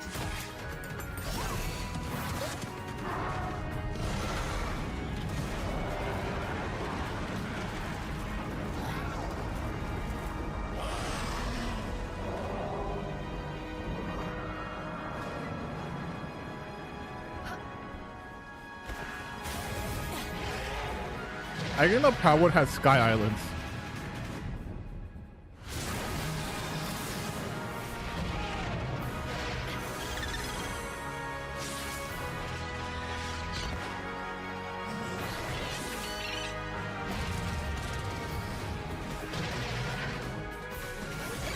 Honestly though, I do feel bad for like monster catching fans, because like Pokemon has such a dominance in that market. Like even Digimon does not have the motion Pokemon has.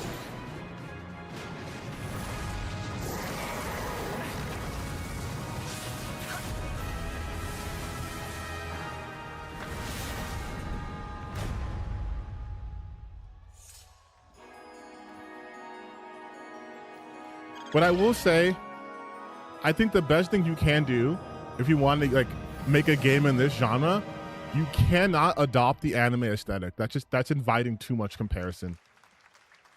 Like make it your own thing. There you You're have a lot it. better. Power World 1.0 is coming out on July 10th. Now, at the start of the show, I mentioned we'll have lots of new worlds to explore today, and the return of some long-awaited ones as well. This next game falls into that last category. It's been Or do a different aesthetic, yeah. long 8 years. What? Oh shit! 6 total so far. Each case, husband and wife found. Finally, god damn. God damn. Holy shit. People are dying. Some monster is out there. I play this game on my fucking 360. Word around the precinct is you're the guy to call. Bigby. Sheriff. I'll have your job within the week. Are you living The under Wolf a Among Us, rock? baby. You're a raging dumpster fire of a person. You're the reason I'm here. She's a detective.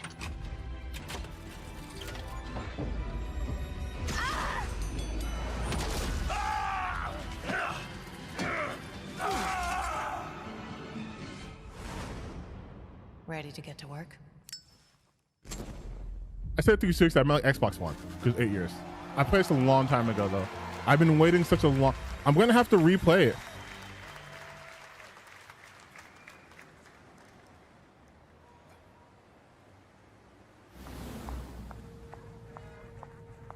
Oh no, I don't look human. These lips are sealed. My glamour. But I'm not helpless. See around. I was wondering when you'd turn up. I don't even have my Xbox One anymore. so I'm gonna have to get this again. Hopefully, it'll be on Game Pass, so it's free for me.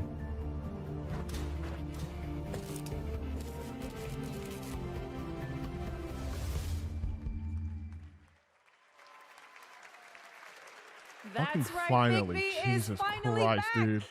And as God. And as we wait for his new adventure in 2027, check out The Wolf Among Us remastered this holiday. This is for Now, this was for the next real game comes gamers. from an acclaimed studio that is deep into development on its next project. This is from the real gamers. We should get a Rocksteady announcement.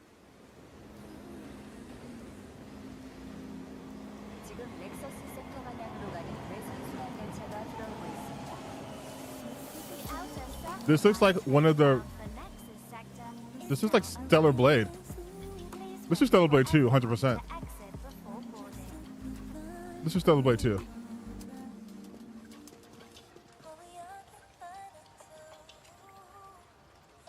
No, this is Stellar Blade 2, 100%.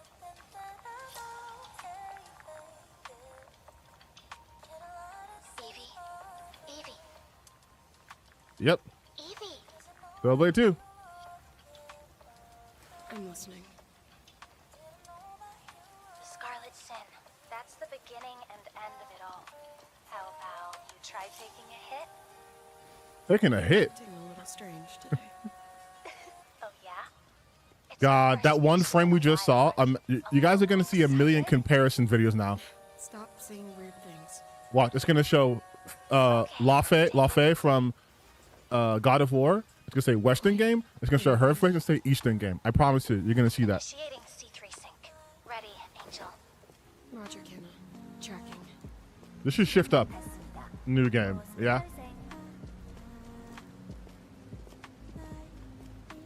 How's it looking out there? I can't stand crowds. It'd be better for both of us if we got out of here quickly. In the movies, this is always where things go wrong. Hey. Well, just saying. It's a cliche.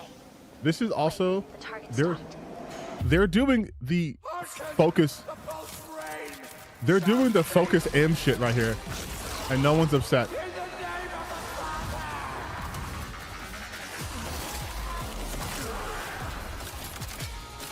Yeah, it's just Stellar Blade 2. Oh shit! Wait a minute. Hey, wait a minute. Hey, wait a minute. That's not fair. You guys know I love a martial arts ass beating someone up with your hands.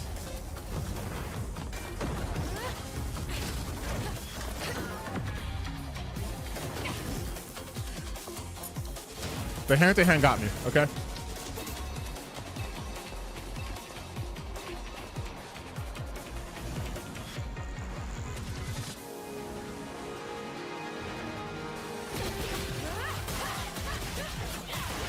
Oh, this looks fucking amazing.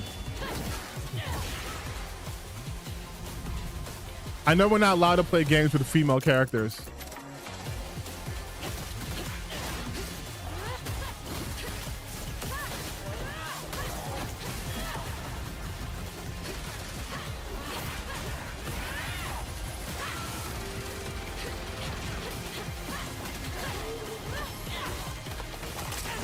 He's beating that ass.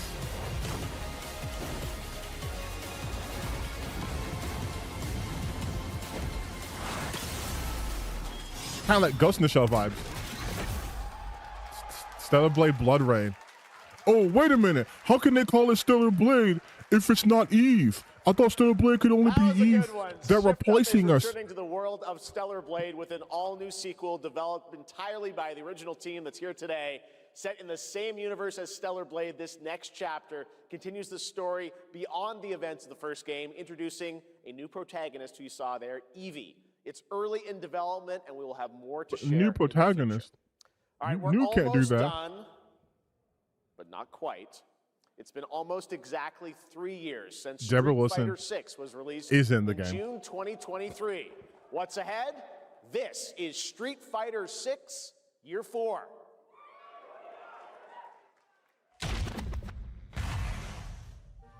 You guys say it looks weird. No, I fuck with the Stellar Blade. Street Fighter 6 is already entering year 4, but I can sense that we Notice- already have new challengers on the horizon. Notice how Oh, I'll tell you later. We'll watch this trailer first. Yasmin.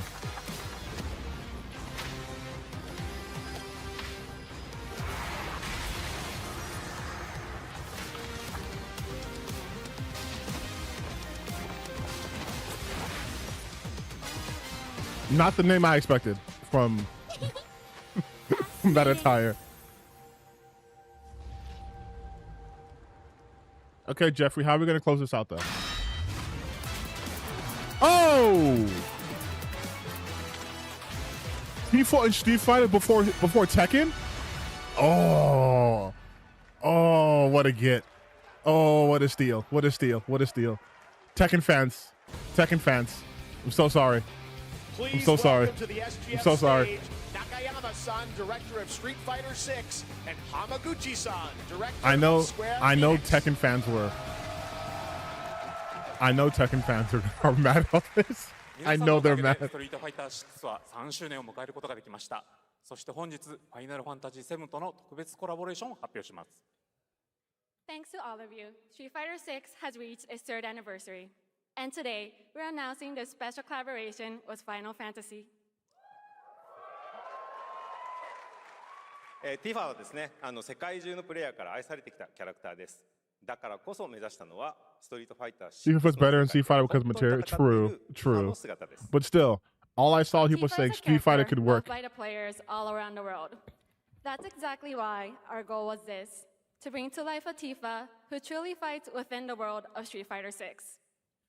Yeah, but they got Yujiro. Honestly, I think Yujiro would make more sense in Street Fighter. マテリアもそのままではなく新たなバトルシステムとして再設計しています。 So they use material for battle system. Everything from her design to movement has been rebuilt as Tifa the Street Fighter. Materia has also been reimagined as a new gameplay system. そして今日はまだお見せできないんですが、ファイナルファンタジーの象徴的な要素もバトルに。Yujiro is better than Tifa?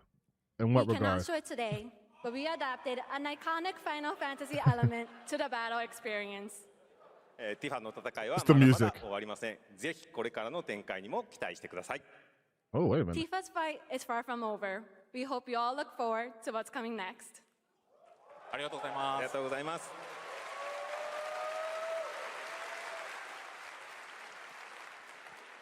Thank you to Hamaguchi-san and Nakayama-san for coming all the way from Japan to join us for that special moment on stage. Then we'll see you guys again later this year. All right. Nakayama-san. Now it has come time for our final announcement. I know. But one more What's it going to thing. be, guys? High guard 2. Any guesses? No. And frankly, I don't know what I could say to set this moment up besides this. Get ready for the final battle. Long ago, a shadow fell upon our planet. Guided by calamity, one man Oh, Final Fantasy? Yes. Union. By his will, a star fell. A meteor called forth to bring ruin to all. But our planet answered. Oh, I gotta see how the weapons are gonna fully look. Against the celestial threat. Bahamut? Now, hope endures in those who fight. Oh, the Northern Cray looks Long sick. story short, world's in trouble. Oh, we got the high wind. So what are we waiting for? Let's give Sephiroth the beating of a lifetime.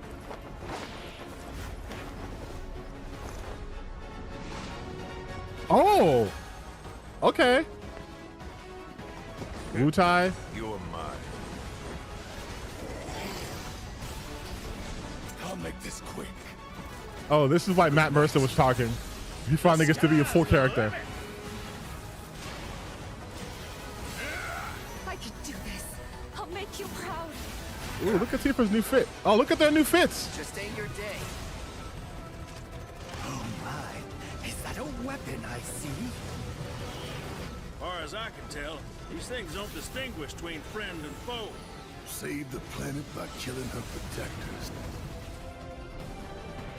Fuck you, Ruby Weapon. Let us put your faith to the test, Cloud. I noticed the lack of Eris in that trailer. I noticed a stunning lack of Eris in that trailer. Never would have made it this far without you guys. And I won't let you down. I promise. No Eris in that trailer. Interesting. Interesting. There you have it. And no, he's not done yet. Please join me in welcoming back to Summer Game Fest the director of Final Fantasy VII Revelation, Naoki Hamaguchi-san.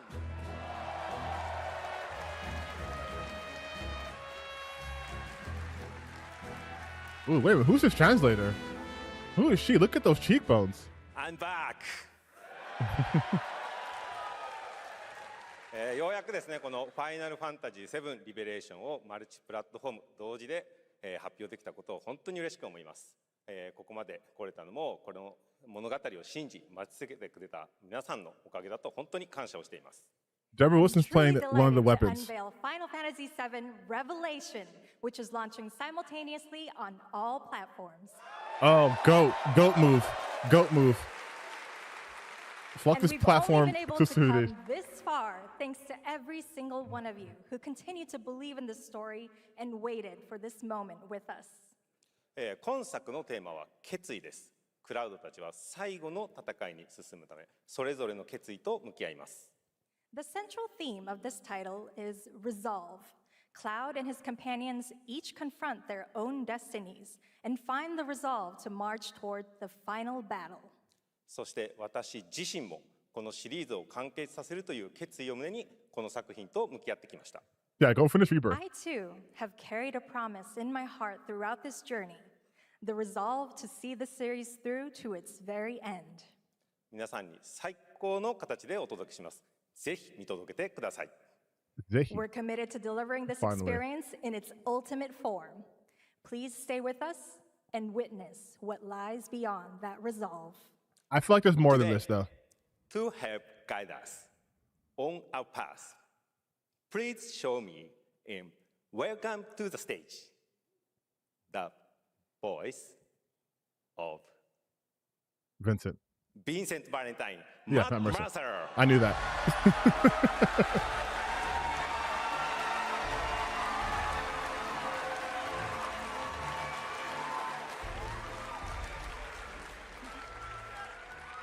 Thank you very much, Hamaguchi-san. It's truly a privilege to be here with you today, if you know me. There's honestly so much to see in Revelation. I think we just kind of need to dive right in. What do you say? I knew there was more. Do it. Take it away, Matt. I don't mind if I do. As we reunite with our heroes, the meteor looms in the skies above. A constant reminder of your mission. Are they going to get rid of that one part? You think your journey, when Cloud goes into the materia, of the remake the live so goes into the live stream? Aboard the Highwind, your very own airship, and the pride of the Shinra fleet, you'll take to the skies and witness our most expansive open world yet. From the outskirts of Midgard to the sun-drenched Medial Archipelago to the Never mind, warrior they're half nation of Medial. Wutai. Simply pick a direction and set sail. But how can you be expected to protect the whole world at once? You'll need to cover ground fast. I am not jumping. No way, no how. Don't worry. These parachutes are top of the line. Pull the cord and pop. You'll be floating through the air like a feather. At any moment in the open Fortnite world, Battle Bus drop in? Hell yeah. Highwind to your destination and take a leap of faith. With the wind rushing past, you'll descend seamlessly from the sky above to the ground below. Where will the winds guide you first? That freedom is in your hands. But no matter your destination, to defeat your enemy, you'll need a fighting chance. And that starts with your trusted allies. At long last, with the world teetering on a blade's edge, everyone assembles at Cloud's side, forming an epic ensemble of heroes. Each with their own story that brings you the snowboard is gonna go crazy in this. But a good unit needs more than friendship to save the day. It needs a disciplined combat regimen. The hybrid battle system, established in Remake and refined in Rebirth, is perfected in Revelation, putting even more power in your hands. In fluid, real-time action, seamlessly switch between party members to even the odds. Then, When the fight calls for strategy, enter Tactical Mode to unleash a suite of powerful new spells and abilities. Activate devastating synergies with your companions. And of course, call on mighty summoned entities that can turn the tide of battle. I barely used the summons in the remake series, to be honest. I didn't really need to.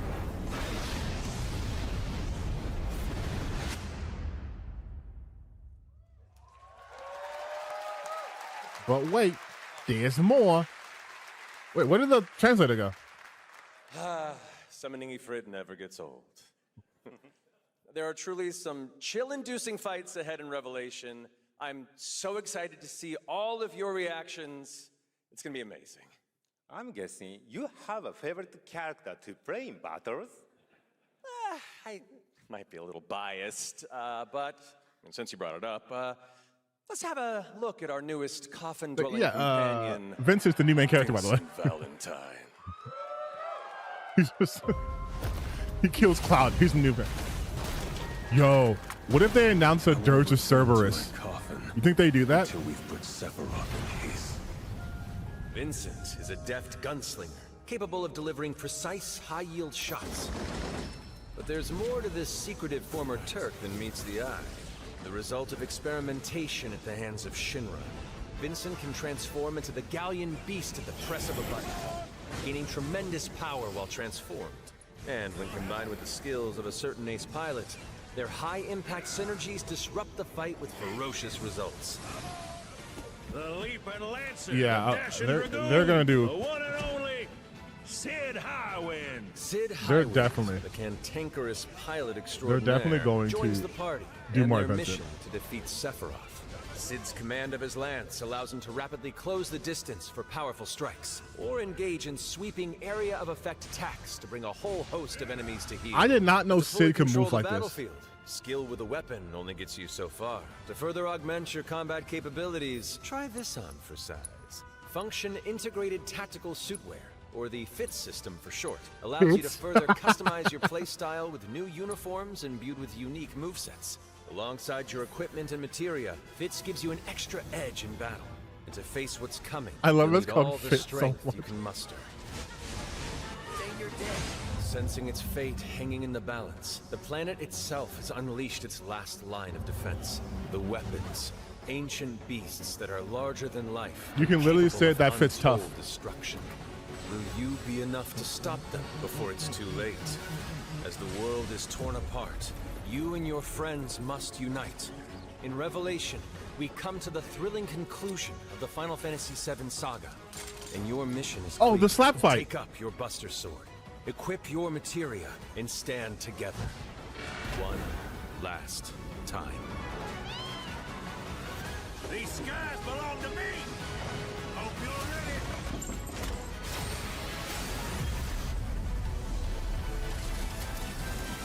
I completely forgot about the Tifa slap fight.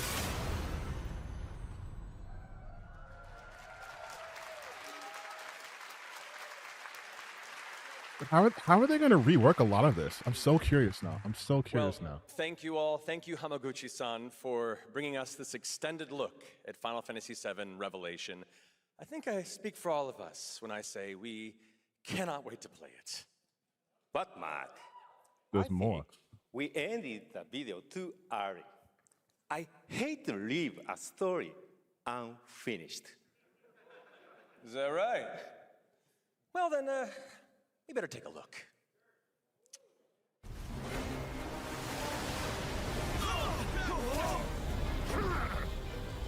Get the cannon back online! Fucking Heidegger.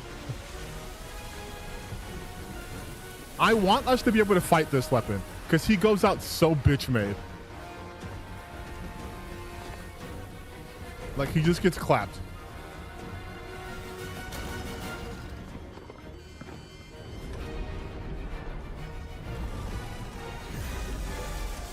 Let me fight him.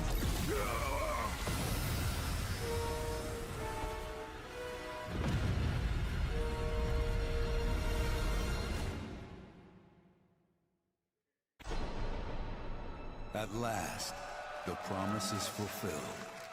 That's pretty soon, actually. Ends here. Yeah, I think you might fight him, actually, for real, for real.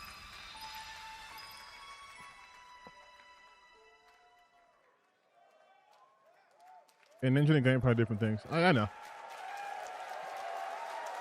There you have it. But he Final usually just Fantasy gets VII Revelation coming his to shit all blown smooth, clean platforms off. next spring, which is appropriate for today because SGF is really a celebration of games across all platforms. Thank you to Hamaguchi-san, Kiru-san, and the team at Square for that very special announcement. And thanks to Lucy for a great job coaching. Didn't she do great? Clutch. Thanks, Jeff. What an amazing way to end the show, but that's not all, because coming up one right more. now is Day of the Devs with a look at many new independent game titles, including multiple new game announcements. That's right. Tons of awesome indie games, so make sure to stay tuned and watch that. And we will see you live this August in Germany for Gamescom Opening Night Live, streaming live on Tuesday, August 25th. Until then, have a great summer, everybody. I want to Thanks for see. watching. Day of the Devs starts right now. 25th. So- Until then, have a great Okay, summer, I'm gonna switch everybody. live on this. Okay, so then. All right, so I'll keep this running in the background, so we can pop it on day. So we can pop it on Day of the Dev. Oh man. Hey, I'm gonna give this like a 9 out of 10. I'm gonna give it a 9.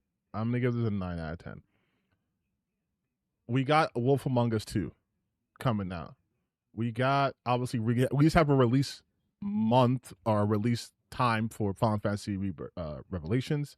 We got the Gen Atlas game that looks fucking sick. And we got that the Witch game, which I'm literally downloading right now as we speak. We got Witch game. Yeah, this was good. This was good. 1666 Amsterdam. No new Mass Effect trailer, Darksider, Lord of the Score. We'll probably get that later on. All right, how much is this demo going to take? How much is? Only 14 gigs? Yeah, I can download that. All right, so we're definitely going to be playing the Witch game. Yeah, the Witch game is 1666 Amsterdam.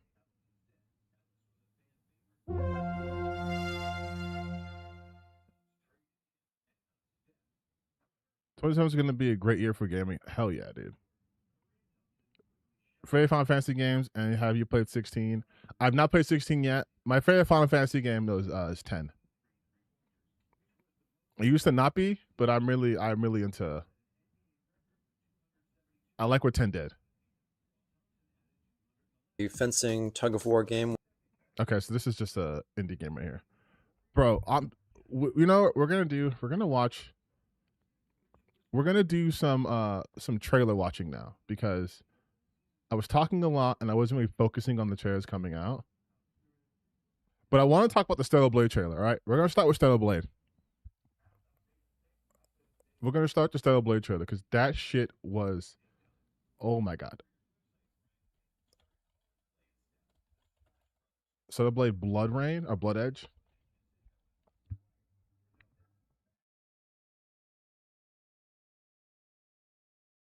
Have we gotten the official trailers out yet, or is it just going to be someone else is watching it? This is someone else is watching it, I guess, but whatever. It's still a trailer. Oh, and we got the Code Veronica. No Intergalactic or Silent Hill 1. Those are probably Game Awards stuff. It's on Shift Stuff channel. I typed it in on YouTube. It did not come up. Let me go to Shift Up channel. Oh, here we go. You're right. It's on the channel. I'm really excited about Xbox Showcase, Fable, Elder Scrolls. I'm going to do GTA 6 demo. Beware, 1666 recommended GPUs, RTX 3080 Ti. Running on low stuff. Yeah, I run on medium. It's fine. It's fine. Here, we're going to do our trailer walkthrough. But I am excited for the Xbox Showcase. That's going to be Sunday, I believe. Yeah, June 7th. I think June 6th has nothing. We will also be streaming that. Did I play the first Stellar Blade game? You know I did. You know I did. And that's why I'm going to talk about it. Just in case people aren't familiar with what I was saying about Stellar Blade, I said I would play this game when it came to PC. I don't have it currently installed, but as you can see through here, as I'm downloading the other game, I played it last January 24th. I don't really achievement hunt. I beat the game though. So I have played Stellar Blade. I am not this person who's like, oh, I can't play it because it's gooner shit, yada, yada, yada, yada, yada, yada, yada. But I can also be critical of the game. So off rip, I want to do a comparison for you guys. I want to do, okay, let's do this one and let's do just the regular. Let's look at the old school Stellar Blade trailer. Right, the initial reveal trailer. That's the launch trailer. Okay, so this is from 3 years ago. A story trailer. First trailer. This is the reveal trailer? Yeah, okay. Let's look at the reveal trailer real quick. This is for the OG Stellar Blade. It's all muted. Who cares? I just type in reveal trailer. Not just trailers. That's my bad. That's my bad. I have a point I'm trying to make here.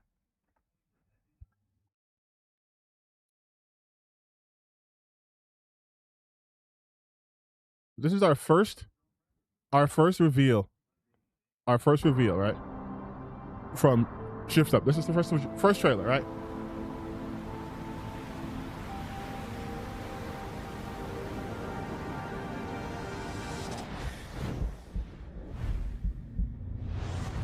Look how immediately the focus is on her body.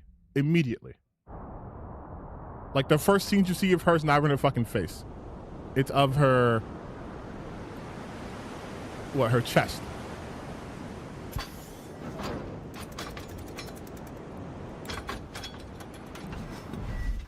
And then, okay, first angles you see of her, right?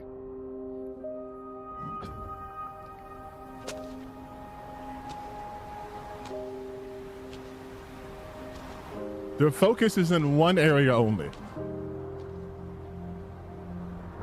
Yeah, we can. They were specifically going for this, right? Literally ass in every frame. In every frame.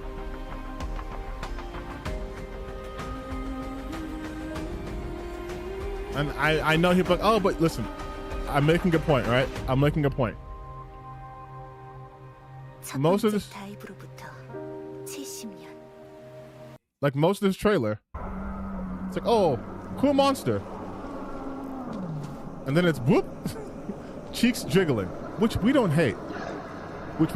So this is the initial trailer. Like when it was called Project Eve, right? And now, let's look at the initial trailer for Blood Rain. And let's see if we notice a difference.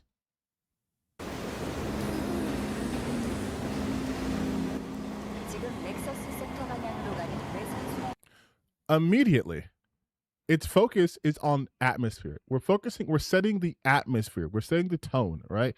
You're going to be in these cramped megastructure spaces. Everything's so like tightly bound together. Clearly city life, right?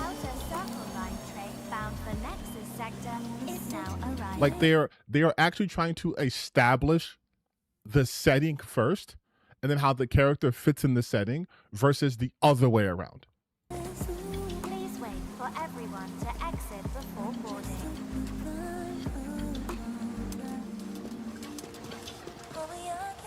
And look, your first introduction to the character isn't ass first. It's her holding this device, holding this object, which immediately gives you a sense of intrigue, mystery. What the fuck is this, right? It says hazard on the bottom right here. But is it hazardous to her? Is she going to use it? Did she steal it? What is she doing?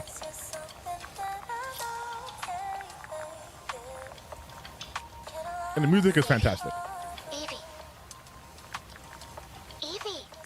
But you can clearly see that she's focused on this thing to the point where her comms is trying to get her attention. And then you actually see her fucking face. The Scarlet Sin. That's the beginning and end of it all. How about you try taking a hit?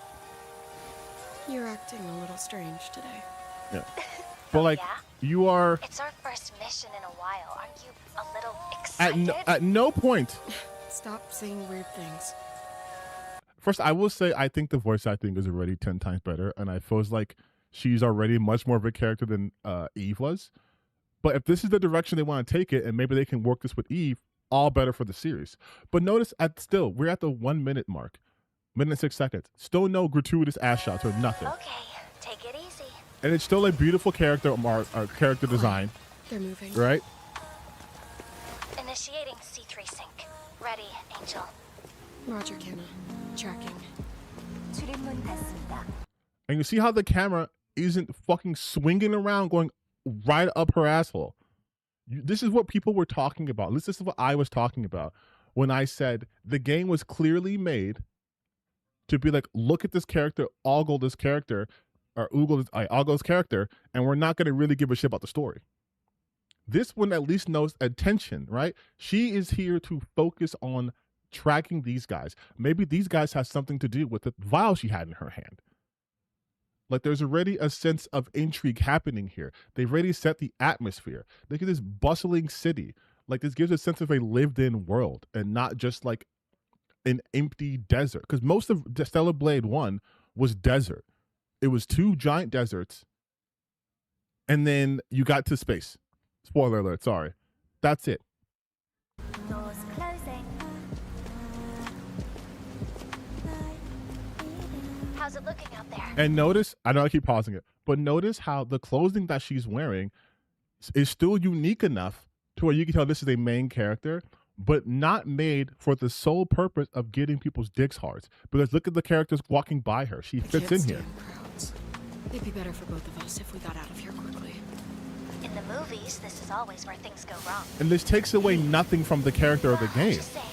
It's a cliche. Wait, the target stopped. Hearken! The pulse rain shall cease! And it's obvious they're doing some sort of cult type shit, right? Like, we are going to tear down this falsehood, bring back the real humans, etc., etc., etc. But I'm 1,000 times more interested in this game. And I showed you my Steam because, you know, I played this, and I actually streamed this game on this channel. I'm 1,000 times more interested in this Stellar Blade than I ever was in the previous one.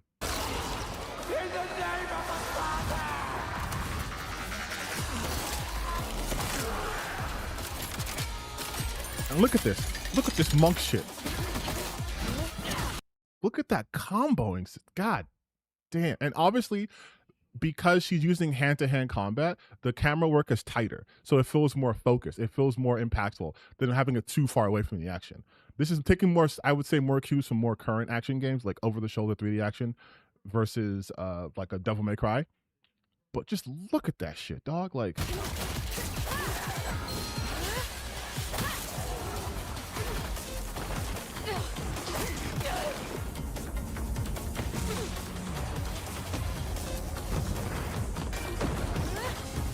Like, this looks leagues better than the first game.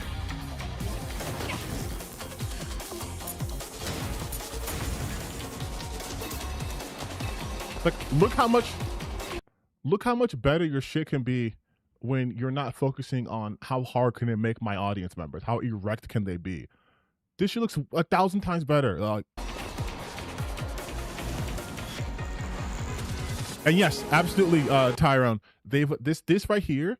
This sheds their near aesthetic. They're like, fuck it, we're doing our own thing now, which is so much better. Look how dense this looks.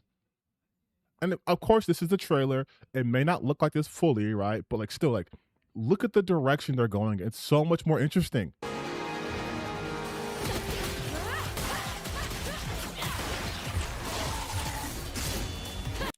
at her fucking bobbing and weaving. Look at that shit.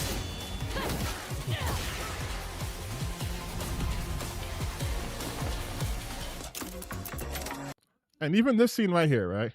Look how short the focus is on her backside. I noticed the CDDP, right? Fairness and peace. Look how many seconds it is for that though.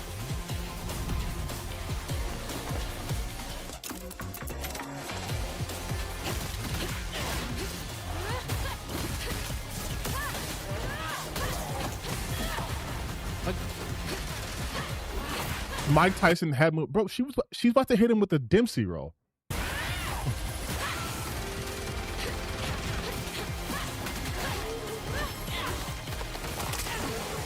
This feels like Revengeance, absolutely. Look at her doing her little homage to Ghost in the Shell right here.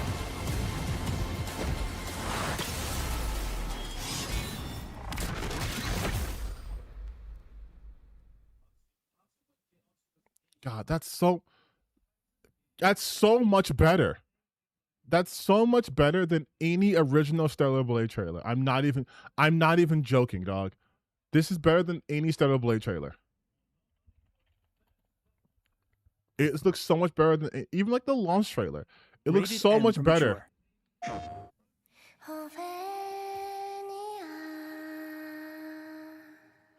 Like the first one these trailers had no energy to them.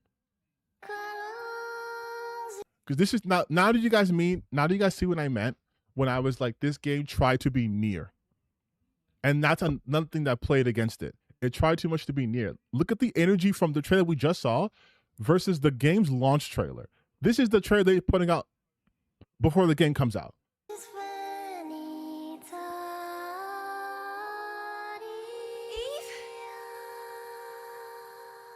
This is why I got called Timu Near.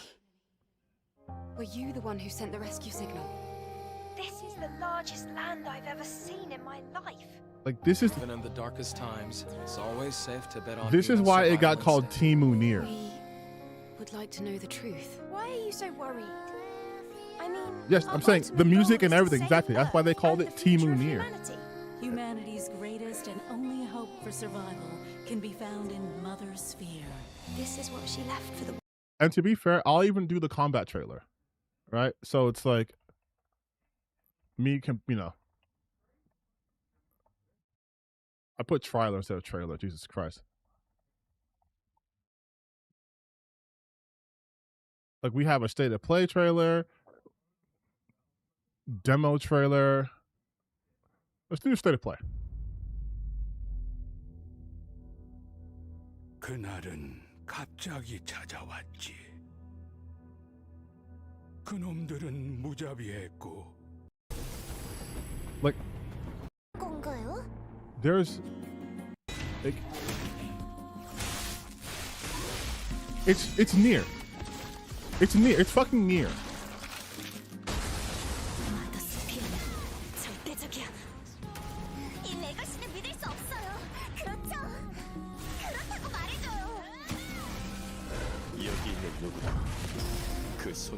Like it's impossible. This is the state of play from like what 4 years ago. It's impossible for it to not have that near, like, for lack of a better term, stank over it. I mean, ironically, here's the Nier Automata DLC, which I did play. But like, even if you were like, okay, here's like the gameplay, right?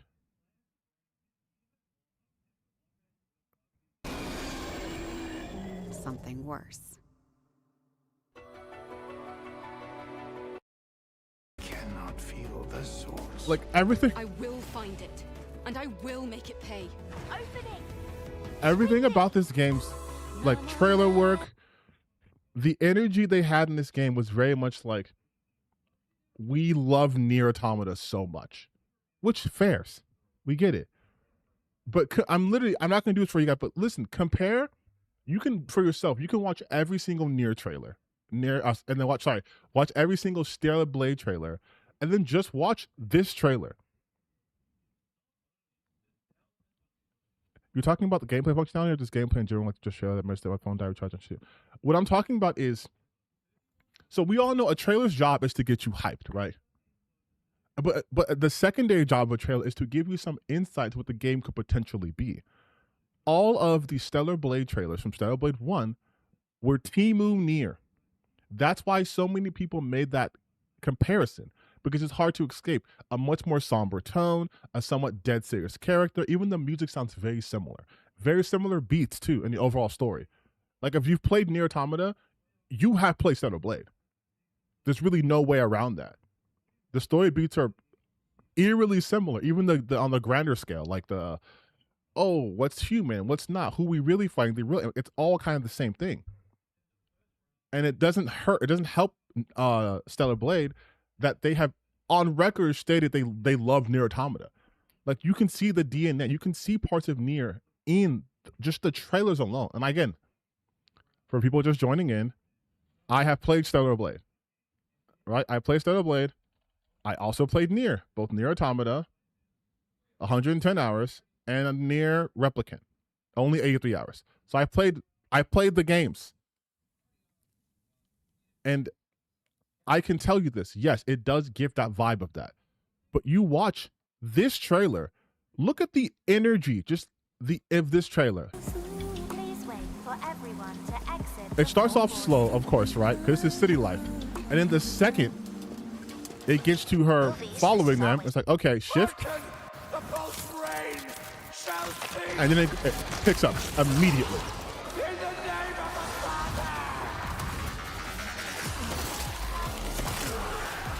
Like this, at this point here, they are you can no longer say this is a Temu Nier. This is complete different energy, complete different vibe.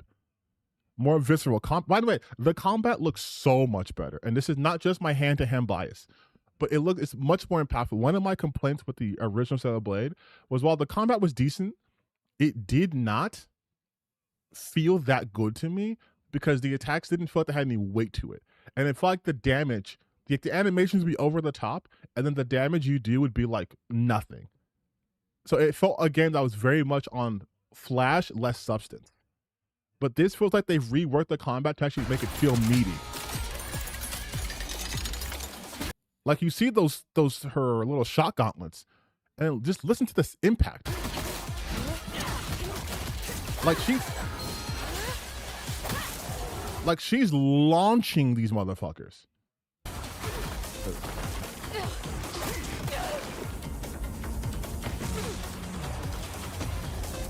And I will say, if she's also an angel, like a cyborg or whatever, which she has to be, but the damage that they're showing into the environment, like while they're fighting, does a better job of conveying the overall strength of both her and her opponents than the first game did.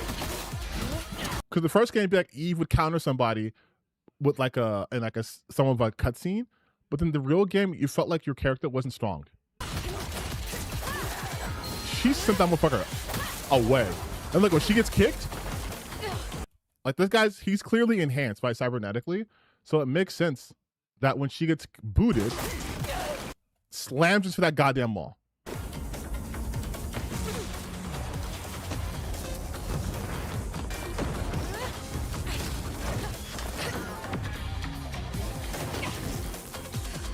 God.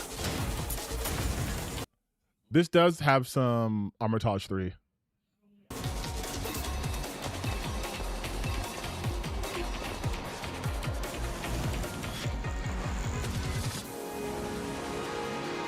God, this is so much. I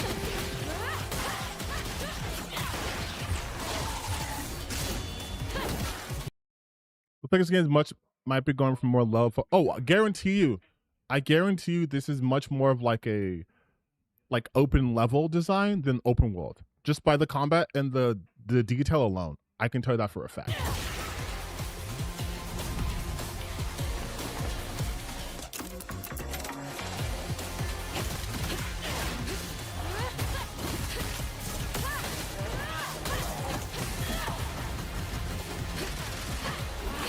Look at how she's moving, like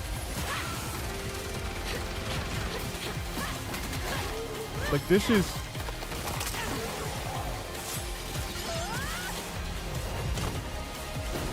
like, dog.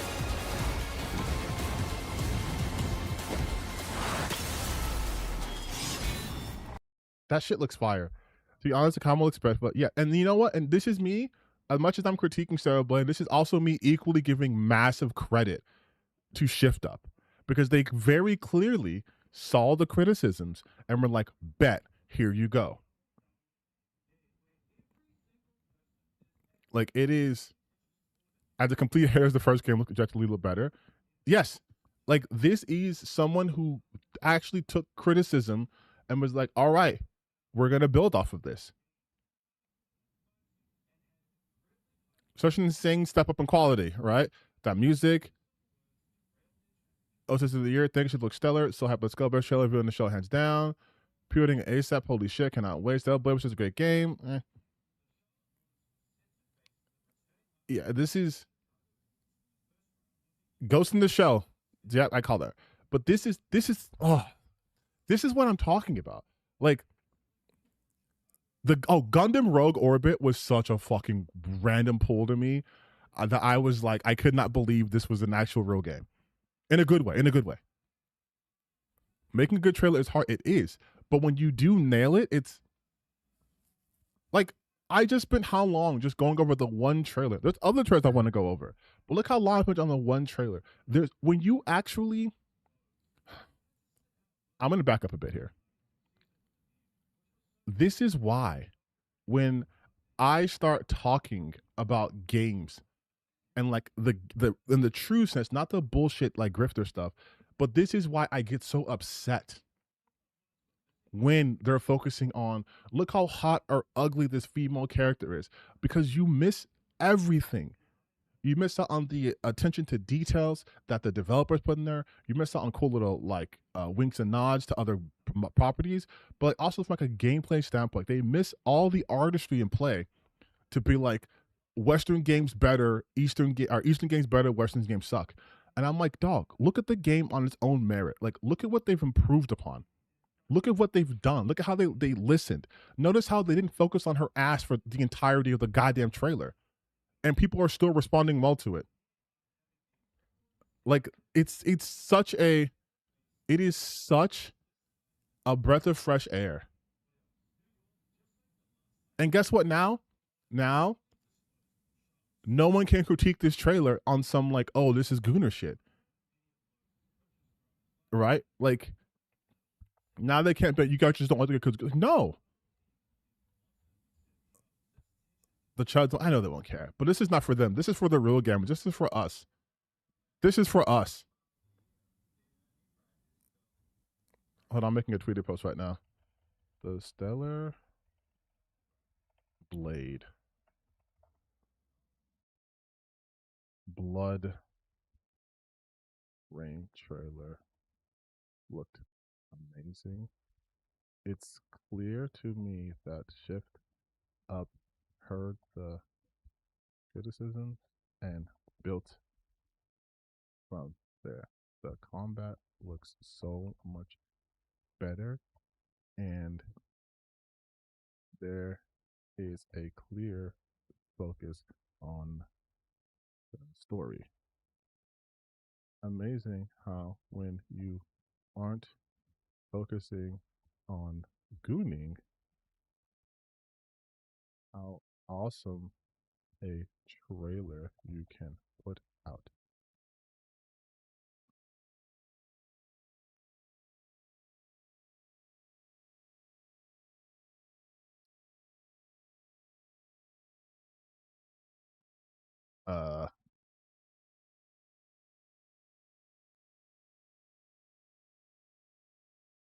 I'll just say it's still a Blade trailer. I'm not paying for Twitter Plus, though. Yeah, that shit looks. We got so many good. Oh my god, we got. God damn, that looked amazing. This is. Oh god.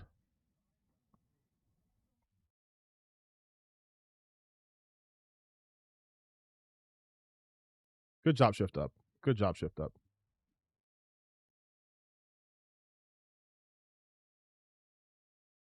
What an amazing. And that was even like, there's still so many other trailers that we got. If you guys missed the earlier trailers, don't worry, I got you. Don't worry, I got you. We got so much good stuff. We got so much good stuff.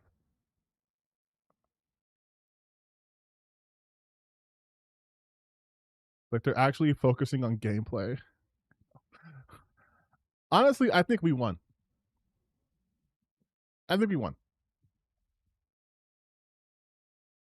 Yeah. Okay. I'm sorry. This, to me, now, switching gears. This trailer to me.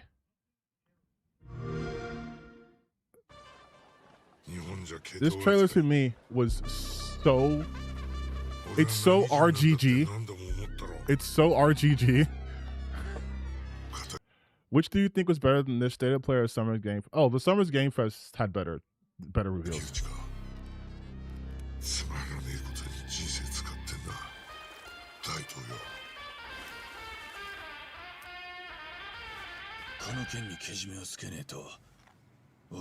I lost my goddamn mind during this trailer.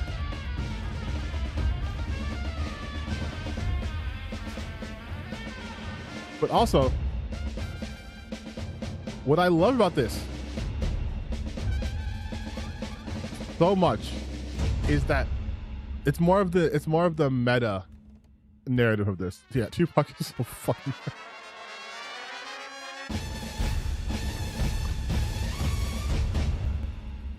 I think my reaction when I edit this video down, I think my reaction was like, "Nigga, is that Tupac?" But now, if we can get a little bit meta, right? Talk about the things outside the game, right?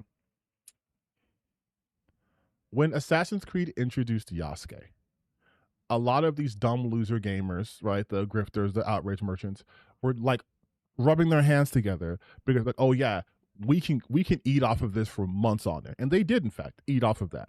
They were consistently talking about how these foreign companies that are Ubisoft is disrespecting Japanese culture. They made up Yasuke. He's not a real samurai, etc., etc., etc., etc., etc. And I, being the astute observer and the real gamer that you guys know is always correct, pointed it out prior to it even happening that they're going to be weird about Assassin's Creed, and it's going to be because of racism. And I did a lot of videos talking about that. Yasuke was a real samurai in the Sengoku period. He was a real samurai. But their whole argument hinged on the fact that Ubisoft was a non-Japanese company. How dare they do this? How dare they do this? And yet, RGG is a Japanese company, right? And not only did they create a universe that was based heavily on, ancient Japan, or even like, not ancient, but like in Japan, older Japan, right? 1920s, 1930s, what have you. They're not only bringing in Snoop Dogg, they're also bringing in Tupac. They're bringing in black people who not only weren't alive during that time period, who aren't even alive in this time period. But do you think they're going to be hit with you're ruining Japanese culture? That you're becoming too woke? You've been infected by the woke virus? Like all those excuses they give for Japanese games when they are, let's say, inadvertently racist, goes out the window, right? Because you're telling me, like, one example I'm really thinking of is when Square Enix was talking about not having black people in Final Fantasy 16, right? Because it wouldn't fit their world, even though they made it that way. People were rushing to their defense, right? Going, oh, well, you can't expect a Japanese company to cater to you guys and black people and da-da-da-da-da, or why do you guys complain so much about black people's hairs and games and it looks bad, da-da-da-da-da.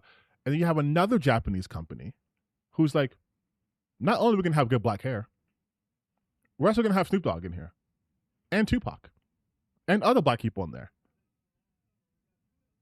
So you're telling me big company Square Enix couldn't do that, but RGG could? And this isn't me even like trying to shit on Square Enix. This is me pointing out the fact that there are so many people who treat Japan and really Asian countries as a whole, but Japan as this bubble from blackness where they can understand whiteness. That's fine.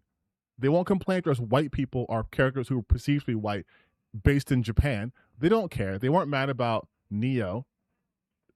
They're like, oh, actually, this happened in real life. So does Yasuke. They weren't mad about Neo, who also was in Neo, but they're not mad about that.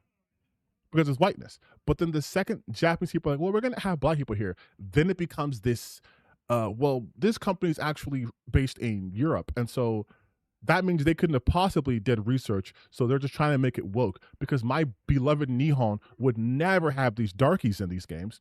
Meanwhile, Snoop Dogg, Tupac, there is a world out there, okay, in the real world where there's people, like I always talk about, especially in the creative space, who always want to try something new and different. So like, hey, you know what? We're going to have our world just have a visual difference. Let's add some people of color in here. Let's spice it up a bit, right? It's boring. Same thing with Shift Up. What Shift Up is doing right now is quite literally no different than what Sony Santa Monica is doing with God of War. It is literally literally no different. This is called Stellar Blade, yeah? You got introduced with Stellar Blade with Eve as the main character. But then you have Stellar Blade, Blood Rain. Stellar Blade, Blood Rain. This is called also Stellar Blade, but then it says Blood Rain. Are people going to now go, wait a minute, how can this be called Stellar Blade? Because Stellar Blade is Eve? Why aren't they calling it Blood Rain, a Stellar Blade story? They changed the protagonist. It's not the Eve I know. It's some other new person. Why can't they just build their own thing? Why can't they just call it something else? Why does it have to be part of Stellar Blade? Like, now do you see how dumb that argument is when there's something else that's doing the exact same thing? Regardless, because then what happens is it's no longer about changing from main characters. It's specifically about playing as a woman. That's what they're going to get mad about. Laufey is not Kratos. So that's the anger. That's what they can hide their misogyny in. But this is the same thing happening. This is literally the same thing happening.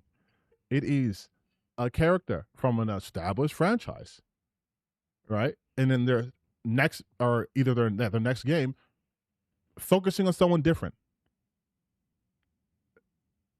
They're not going to complain about this. I promise you. I promise you they won't. And their excuse, like I just said, will be, well, it's because they didn't change from male to female or female to male. Otherwise, they'd complain. Which is a bad defense because they're doing the same exact thing. They're doing the same exact thing. They're even calling it the same thing. Stellar Blade Blood Rain. Why? So you know it's from the Stellar Blade franchise. They immediately understood that.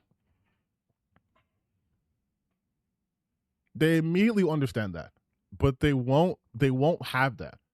This will not be a point of contention for them. Matter of fact, let me stir some shit real quick.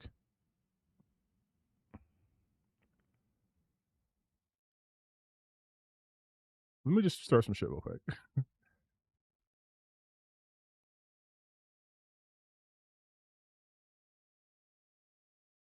Why is it called? Hey, I'll show you guys I'm writing.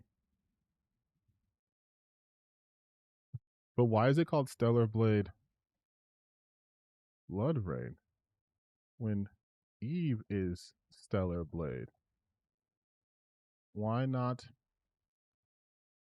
Blood Rain a Stellar Blade story? Or why not even just call it Blood Rain? When I think Stellar Blade, I only think of Eve. So this is weird. Why is Shift Up changing their pro tag? Have they gone woke? And I'll get rid of the why part. Also, this argument also defeats Ghost of Yota and Ghost of Tsushima, because if the second thing they're going to say, look at me playing 3D chess right here. Because if the second thing they say is, well, God of War had a bunch of different games in it, all starring Kratos, is not the same thing, I'm immediately going to counter with the fact that people were also complaining that Ghost of Tsushima, which was also a new franchise that had only one game, switched main characters, and we're trying to use that also as a way of saying we're replacing all these characters.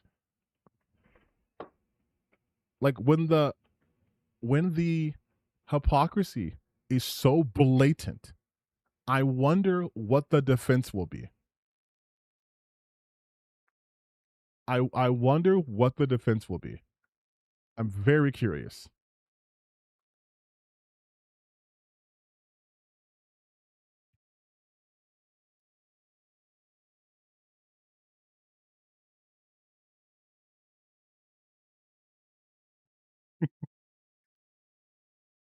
Now, this time, I am expecting some hate. But this is exactly what I've been talking about. Their logic does not hold.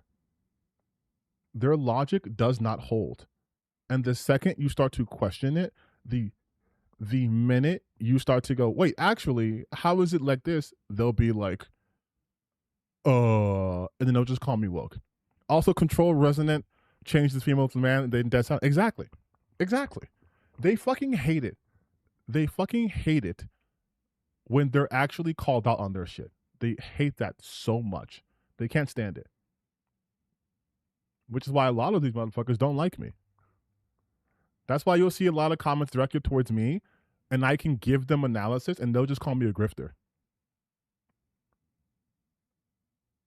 Do you think people will still hate God of War Love? No.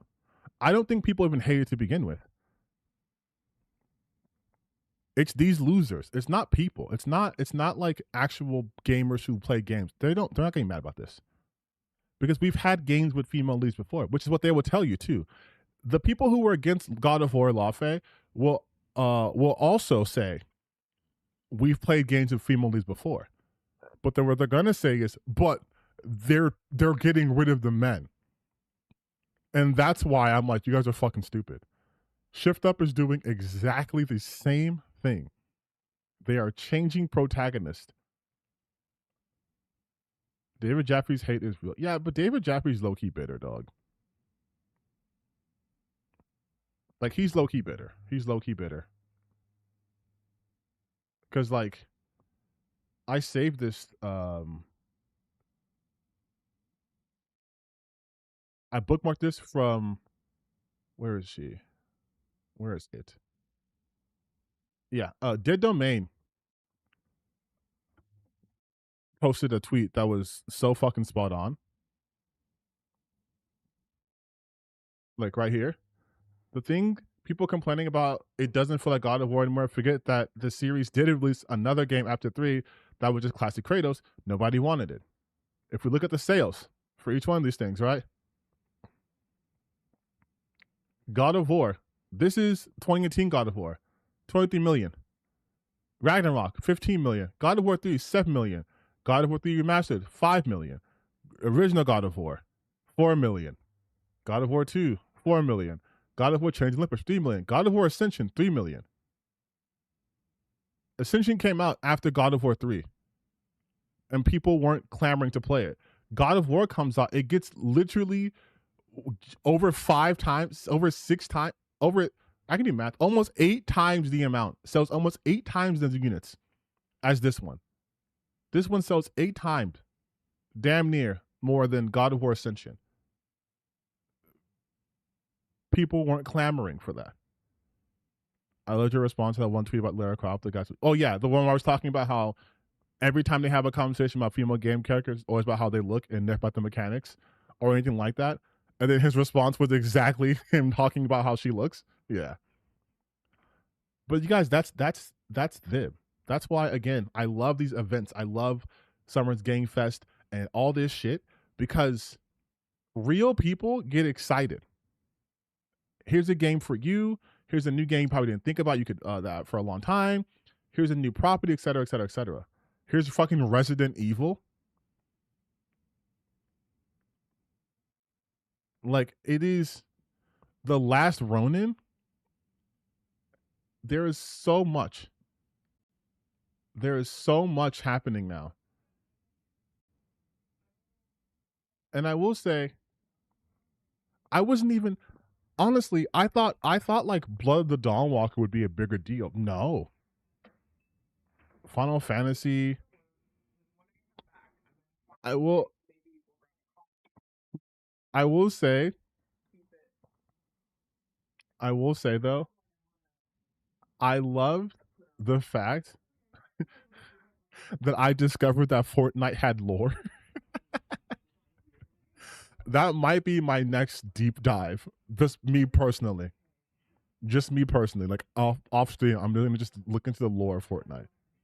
But yeah, look at like the Virtua Fighter Crossroads game. I'm not even a big Virtua Fighter person. In fact, I can admit it. I don't really play Virtua Fighter, but that shit caught my interest. Because that's how it's supposed to be.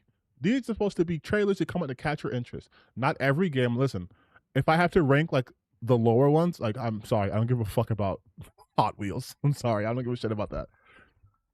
I don't give a shit about Hot Wheels. I don't give a fuck about the Duck game. But notice how, and you guys, as my chat, who are very good and awesome, no one was just shitting on these things that existed that they didn't like. How it's completely possible to just watch things like not for me, move on. Like there's so many, like I still have the Day of the Dev shit running in the background right now. There's so many like cutesy indie games that just do not speak to me, like at all. And this is not me saying these games don't deserve to exist, but they're absolutely not my speed. Like I'm not the kind of person who's like, I want fishing. I'm not going to play a fishing game. I always skip fishing side quests. Those things do not interest me. I know a lot of people love that shit. That shit does not interest me. But I'm glad it exists. Dredge I can't play because, thalassophobia. Although I did download Dredge when I was feeling brave. But yeah, these don't appeal to me. But I'm so fucking glad they exist because it's going to be someone's cup of tea. And I don't need to constantly shit on a game I have no interest in. I just won't talk about it. Simple as that. I just won't talk about it. I mean, crying out loud, you guys saw me giving a compliment to fucking Lords of the Fallen 2, and I have zero interest in that. Why is Hot Wheels catching strays from me? I just don't care about it. I don't care about a Hot Wheels racing game. To be fair, I don't care about most racing games. Seeing people avoid November. Okay, I'm going to say something controversial, all right? And I know I'm going to get flack for this, but I don't care, dude. Fuck it, we're saying it. I do not understand from like a game. I don't understand why GTA has so much power. I don't. I've played so many GTA games. And once I'm done with it, I'm done with them. Like I do not understand how Grand Theft Auto 6 has so much pull, has so much gravity, where people are afraid. It's like, dog, like, what are we doing? I feel like the GTA games get so much reverence. And it's like, what are they doing that's so different from game to game? I guess from a technical standpoint, those shits are fucking amazing. The way they're able to build like a living, breathing city and have it run at pretty good frame rates, like that's a technical marvel. But they've been done that. Like the stories in GTA, I think I talked about before on stream before. To me, the best GTA was GTA 4. From a character standpoint, it was so much, but the story was so much better for me. I appreciated it tremendously more, even in San Andreas. And San Andreas, by demographics, should be my number one. But it's like, let me guess the plot. I am someone who's on the opposite side of the law. The police are corrupt, and at the last like 3 missions when the story kicks in. But the rest of the game is gonna be me doing random bullshit, seeing zany characters. I'm like, it's just like they're not doing anything so dramatically new to be like, we can't release during this. We can't release during this. It's like, what the fuck? Like, what are you afraid of? And from like the gamer side, I don't understand the near constant glaze that Rockstar gets. Because you know what's funny? These people will shit on Naughty Dog for only releasing the same game over and over. At least Naughty Dog fucking released the game in the last 10 years. Like, am I tripping? I'm sorry. When did GTA 5 come out again? 2011, right? Sorry, 2013. 2013. When did Red Dead Redemption 2 come out? 2018. Their last release from a game was 8 years ago. 8 years ago.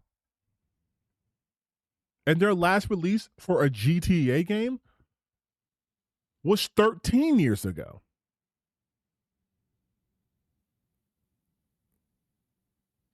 Like, since Red Redemption, since RD R2 came out, what has been their output? What has been their release cycle? And I'm not talking about them doing GTA Online. I'm talking about what has Rockstar put out? Nothing. Nothing. Like, not like nothing.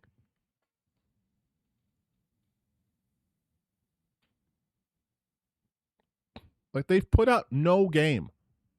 Yet there's such this high reverence for them. But when other companies do that I think also deserve a little bit of slack, you're like, oh no, fuck them. Like, everyone's shitting on Naughty Dog because they hate Neil Druckmann, which fine, I don't care.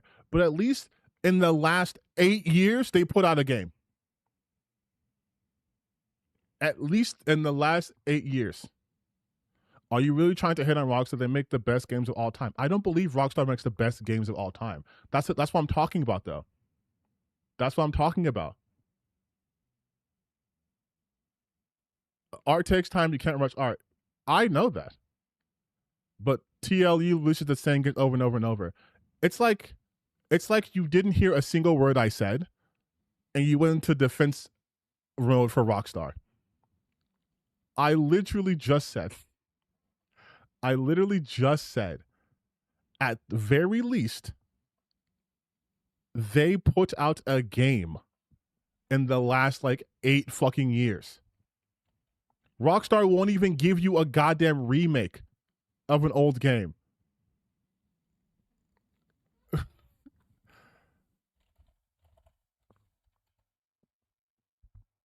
Like, at least The Last of Us Part 2, which was not the remake, not a remaster, but the actual Last of Us Part 2, came out in 2020.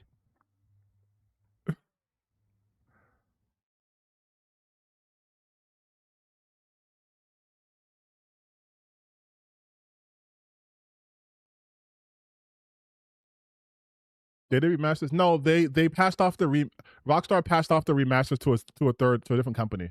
That's why it came out like shit.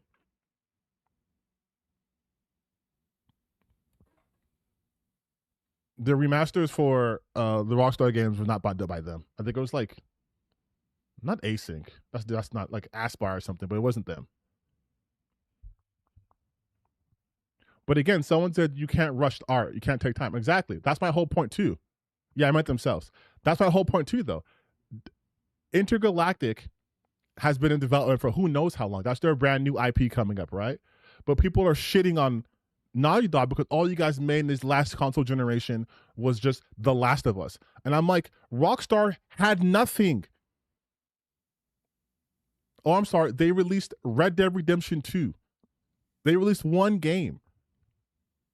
You have other companies that don't really shit ever. Valve just does shit whenever it wants to do shit. Like, my whole point is we let other companies do whatever, but then a company you don't like, you guys are fucking on their ass. And I'm like, honestly, oh yeah, Uncharted 4, thank you. Rockstar, Naughty Dog gave you 2 games. But my whole point is there's reverence that people give these companies. I'm like, I just said earlier in my stream, I think Capcom is the best in the game right now. Because a part of game management, right, is getting shit out on time.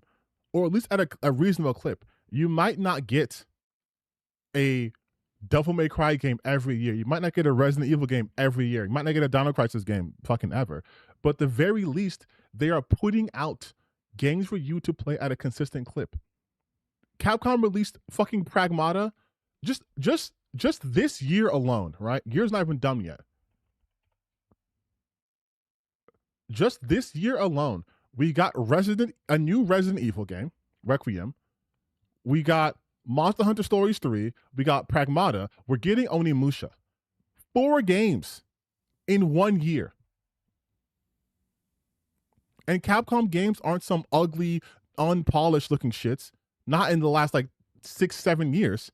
They have highly polished games, highly reviewed games, a brand new high selling IP. The return of a classic IP in Onimusha. They are killing it. But when it's Rockstar, they can be like, fuck it, we're releasing this game in 2013 and then we won't have the next GTA game for fucking 16 years. Capcom games are nowhere near as ambitious as detailed RD2 Sanchez. You are missing the point I'm making here, and I need you to listen, somebody. I'm gonna say so, all right. The point I am making here is you are making my point for me. You are giving Rockstar every sense of grace, every break. You're giving them all the time in the world. What I'm saying is if any other company were to do that, they would not be getting that grace. Because we are seeing that happening right now. Because I mentioned with Naughty Dog, people are mad at Naughty Dog because they've been working so long on Intergalactic and they put nothing new out besides rehashes of The Last of Us. That's because they're working on a brand new IP. There are people who are shitting on Insomniac, a studio who has, I think, really elevated the superhero game genre. And they are ambitious. These massive open worlds, these high budget games. But because they didn't like an act in Spider-Man 2, they're like, oh, fuck them, they're terrible. But Rockstar gets to have the same tired ass game design with the illusion of true freedom, and no one besides Naked Jakey calls them out. But everyone else just glazes them nonstop. Any other company wouldn't get the grace because their games are nearly groundbreaking. What is so groundbreaking or boundary breaking about GTA? Is it the only open world game? Like this is the same shit people talking about Red Dead Redemption 2 saying, look at the horse technology. Look, if you sit down and you watch a guy eat food, the food goes away. Awesome. The game mechanics are still tired as fuck. They have not innovated in any meaningful way in a decade.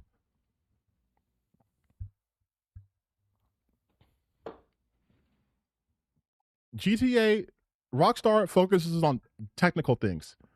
Gameplay, not so much.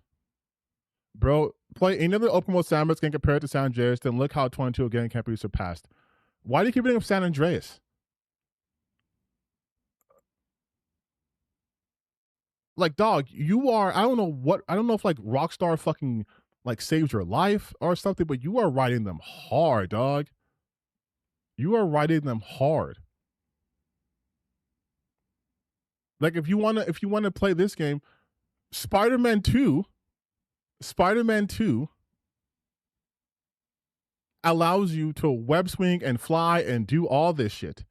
GTA can't do. Is Spider-Man 2 more groundbreaking than are you trying to tell me that Spider-Man 2 is an open world game is not more groundbreaking than Grand Theft Auto San Andreas? Like, I'm telling you right now, you're making one of the worst arguments for Rockstar I've ever seen. There's not really much to do in open world Spider-Man 2 compared to GTA 3. In GTA 3, can you web swing? Can you web crawl? Can you do combo fights? Can you switch characters drop of a hat? Can you upgrade your character? Can you have different costumes? Can you seamlessly go from interiors to exteriors in GTA 3?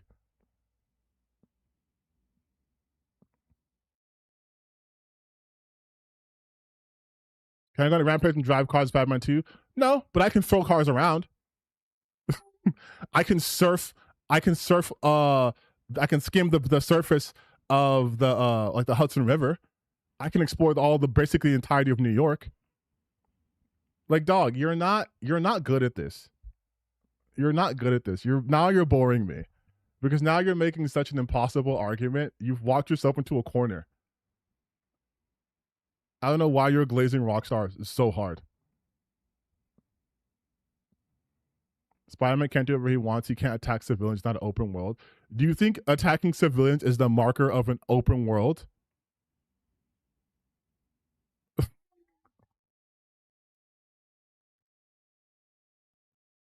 Like, that's crazy. That's crazy. Can't we have a chatter who's for real doing the leave the multi-billion-dollar company alone? Player freedom is you can't complete missions in GTA in any way that you want. The Rockstar mission structure will have you do something specifically. If you fall a little bit too far behind, if you take too many shortcuts, you lose the mission. Like, that's not even... God damn, dude. Like, all right, dog. You can keep chirping in the chat, but I'm going to ignore that. That's Jesus Christ. One of their biggest flaws is that their mission structures are repetitive and they want you to complete in a specific way. Why is no one talking about Ubisoft fall off? I've been talked about that a long time ago. Also, talking about Ubisoft is boring.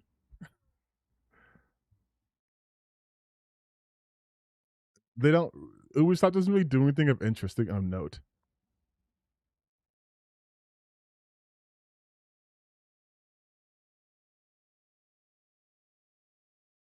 What's this? Hold on, wait. What's this game? What's this game? I am Luca Darko. I'm the founder and artistic director of LKA Studios. Oh shit, the people who did Martha is Dead? Oh no. Oh no. Oh no. Small 10-person company specialized in deep narrative-based psychological games. Our first games were The Town of Light and Martha is Dead. When Silence Falls Silent is our... Martha's Dead is so crazy. You gotta play Liza P. TTBN? I do? That's news to me. I swear I already played it. And the DLC. Third title. We named this series Story Senza Voce. I loved how he just stopped once he realized he couldn't win because he's never put any Rockstar games to GTA 5. I literally just told you I played GTA 4 and San Andreas. Like, dog. You're just, here's the thing. You're wrong. You are very wrong here.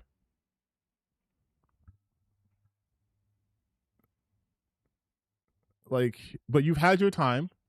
So like I said, I don't care. Go glaze GTA. I hope you make them get $1 bajillion. Voiceless stories, and through these stories we try to explore forgotten people, voiceless people.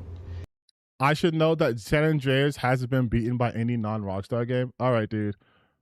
You got it. You have so much more data than everyone else. No other game besides a Rockstar game has ever come close to San Andreas. There you go. Is that what you want now? Is your day better? Has your life improved now? We aim to shine a light on their suffering because they deserve to be heard. What is this and game? And also because their stories are still sadly relevant in today's world. Holy shit, what happened here? You hear that, kid? I bet he's exaggerating. Why does that guy look like fucking Joji? Come on, let's get on with it.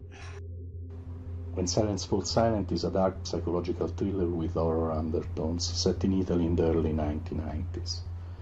The player takes on the role of Mila, a rookie police officer who is unexpectedly pulled into a major case triggered by the rampage of a serial killer. As the You know what? investigation I do wonder if we're gonna get the Lies of P2 announcement anytime soon. unfolds, Mila becomes increasingly vulnerable, and the boundary between reality and supernatural grows even more blurred. We address many complex and controversial topics that I we think those were believe concepts. deserve more attention, like human trafficking, addictions, trauma, and misogyny. That missing girl in the photo. Are we going to save her? It makes me nervous to think she's depending on us. Wait, are you guys familiar with Martha is Dead? Like the developer? Like, are you familiar with that game? Be the ones to find her. And you will become the new commissioner. Instead of that pathetic little man. I don't know about that. You like to fantasize, huh? Characters are at the core of When Silence Falls Silent's story, and we are placing a strong focus on character interactions alongside a structured and rich gameplay experience, including branching dialogues, investigation mechanics, exploration, environmental puzzles, and some rather significant surprises. The UV lamp has shown up large traces of blood. Why did that man bring me here? It must be an important clue. That lagoon is cursed. Based on players' choices, the protagonist's inner fragilities will gradually emerge and significantly. Okay, like I told you guys before, one thing I fucking hate is when games get localized and they use like a British accent for everything. It's so fucking like this is like why do I have a Russian accent or whatever, like a Ukrainian East? Why do I have that accent? Why do I need to have a British person? Significantly change the way the game's story is experienced. It just This basically is a huge bothers me so much. evolution for us as a studio, and we really hope you can feel the passion we are putting in this game as we continue to push boundaries and I think that's kind of it though. DNA that defines. Yeah, that's it. The thing though, I mentioned Martha. This is the company LKA. They did Martha is Dead. Martha is Dead got banned from PlayStation Network because they have a scene for no reason where you have to cut off your like dead sister's face. TTB and hate British people. No, it's just my American blood gets so hot when I think about those tea drinking. But they have a scene where they cut off. I think it was like, yeah, Martha is Dead was banned from PlayStation. Yeah. Because they have to cut off a corpse's face.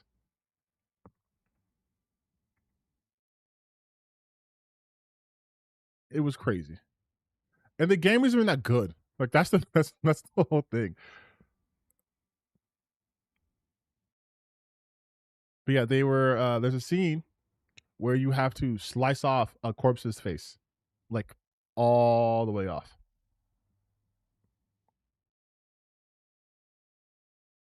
And I guess you could jerk off too, but yeah. Move interactivity from scenes where players slice and peel off a corpse's face and cut open a corpse wounds with scissors.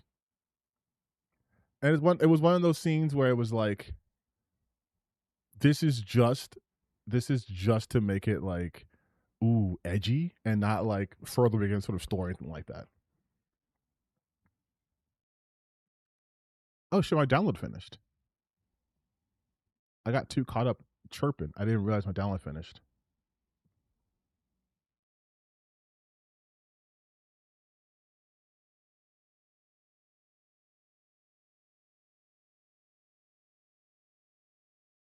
Hold on. Anyone get mad at me so far? No.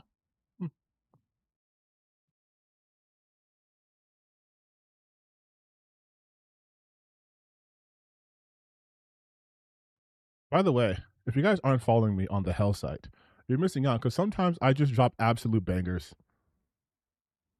You know what I mean? Jeff Keighley. Today's the final announcement at Summer Game Fest will be a single player narrative game. And I was like, Jeff said, we are not having none of that from last time. What happened last time? He learned his lesson. Absolutely learned his lesson. What happened last time? What are you guys, bots? You can't stand Twitter, but it's just for me. Just do it for me. I need numbers, okay? You guys, I have to start shielding my content. I have to start, you understand? I have to start shielding all of my content because look at all the games coming out. Look at all the fucking games that are announced. Look at all the games that are announced. I don't have money like this. Like I said before, if you see me posting everywhere, just know that I'm doing it for us. I'm doing it for us. I'm trying to make sure that I have enough money so I can buy all these goddamn games because suddenly everyone wants to release bangers now. Suddenly everyone's like, yeah, fuck it. Here's Final Fantasy. Here's Blood of the Dawnwalker. Here's Resident Evil Veronica. Here's all these fucking video games. I'm also on Blue Sky, you guys. Same name. You know, let me just drop my links here. I feel like I need to update my socials. But I'm also on Blue Sky. I'm the same name, just on Blue Sky. I will type it in chat right now. Let me just make sure I have my, because sometimes I forget the handle. Because it's like my name at, here we go, yeah. So this is me at Blue Sky, okay?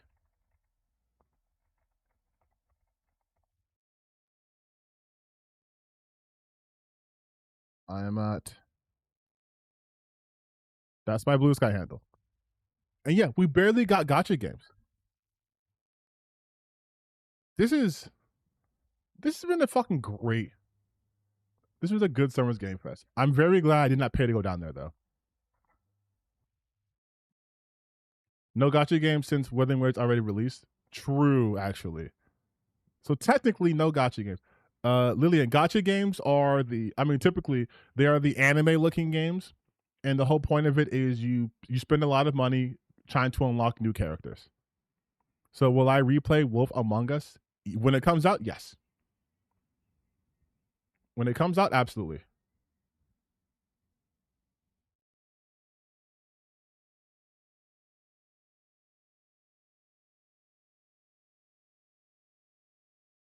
Like this is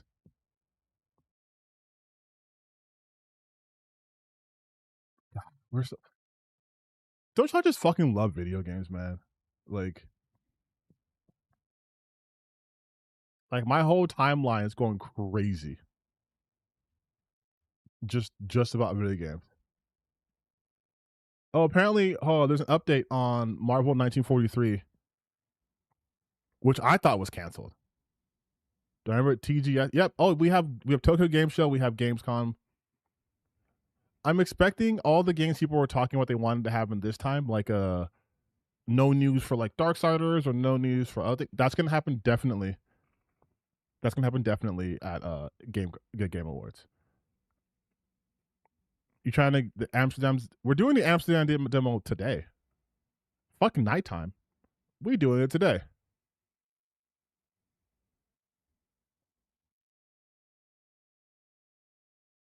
We are doing this shit today.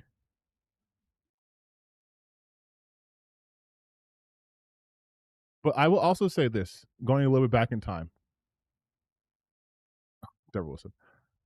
Going back in time a little bit, right? Watching this game trailer. Also, thank you guys for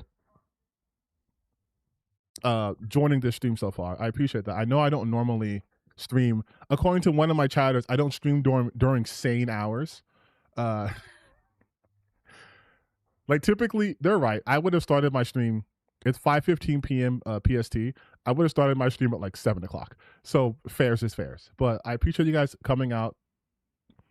We're not done yet, though. I'm not canceling, not interested. I'm just saying I appreciate you guys coming out because you get to hear more of my thoughts about things. But specifically, I love the fact that we're all able to enjoy this because this is gonna sound cliche, I know, but this is what it's about for me. This is why I get so upset and I get so when I see these clearly these tourists who are only interested in pushing a political angle and using games as a vehicle for their politics start chirping in the gaming space because they're not watching this shit. They're not streaming this. They're not excited about anything. They're going from screenshot to screenshot, trying to find out why Stellar Blade looks better than everything else, gonna call this game woke, gonna say this is better, Eastern Games, yada, yada, yada, yada. But they don't. But they absolutely don't play these games. They don't have a real love and appreciation for it. And so when you do see that, when you are in a community that has that, it just fucking feels good. Whether it's like the 3 people watching me, 80 people watching me live, 1,000 of people who watch my stuff on actual YouTube, this is why I do it. This is what I want. We're able to have discussions, even if we have random chatters who are dying from multi-billion-dollar corporations, we're at least able to have discussions. Like, we can do trailer breakdowns. Like, that was super fun. I love doing that shit. But as much as I love doing it, I fucking hate these people because they ruin so much. But I'm so glad, like, you guys, my audience, is a source of positivity, because I know I was making jokes earlier about, woman, but we know we're kidding, but we also know there are larger creators out there with a much more toxic fan base who will do stuff like that. And then that becomes the dominating, get behind me, I'll protect you. Get behind Rockstar, protect your TTPN. You think you can protect them from these? You think these will stop them? You think this won't be? But it's just nice to be able to have been building a community where we can have a stream and no one in my stream has to worry about a bunch of people attacking the identities of characters in a game that they may also share, a commonality with. Like, we can just enjoy shit, we can laugh about things, and we don't have to be complete dickheads.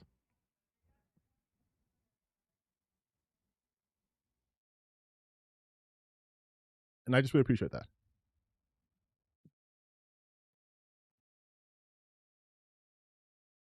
Because, man, if doing the kind of shit that I do on YouTube does not make me super popular with a lot of the other creators in this space. The Cough legendary drops, yes.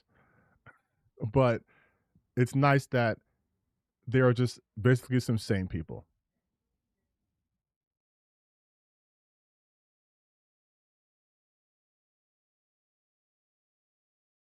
And it is fun making fun of these fucking losers. It is fun too. It's also fun. Like, not to toot my own horn, but we can do a little tooting. We can do a little tooting. It is so funny to me. Like, when I talk about echo chambers, right? And we all know I'm not the big, well, I am big, I'm 6'9", but I'm not like the biggest creator, especially in the gaming, commentary, political space, whatever you want to call me. But it's also so nice to see people. Also, yes, happy Pride Month. We're going to play, later on today, mind you, on my gaming channel, we are starting tonight on the gaming channel. Just so you guys know, this is the gaming channel, okay?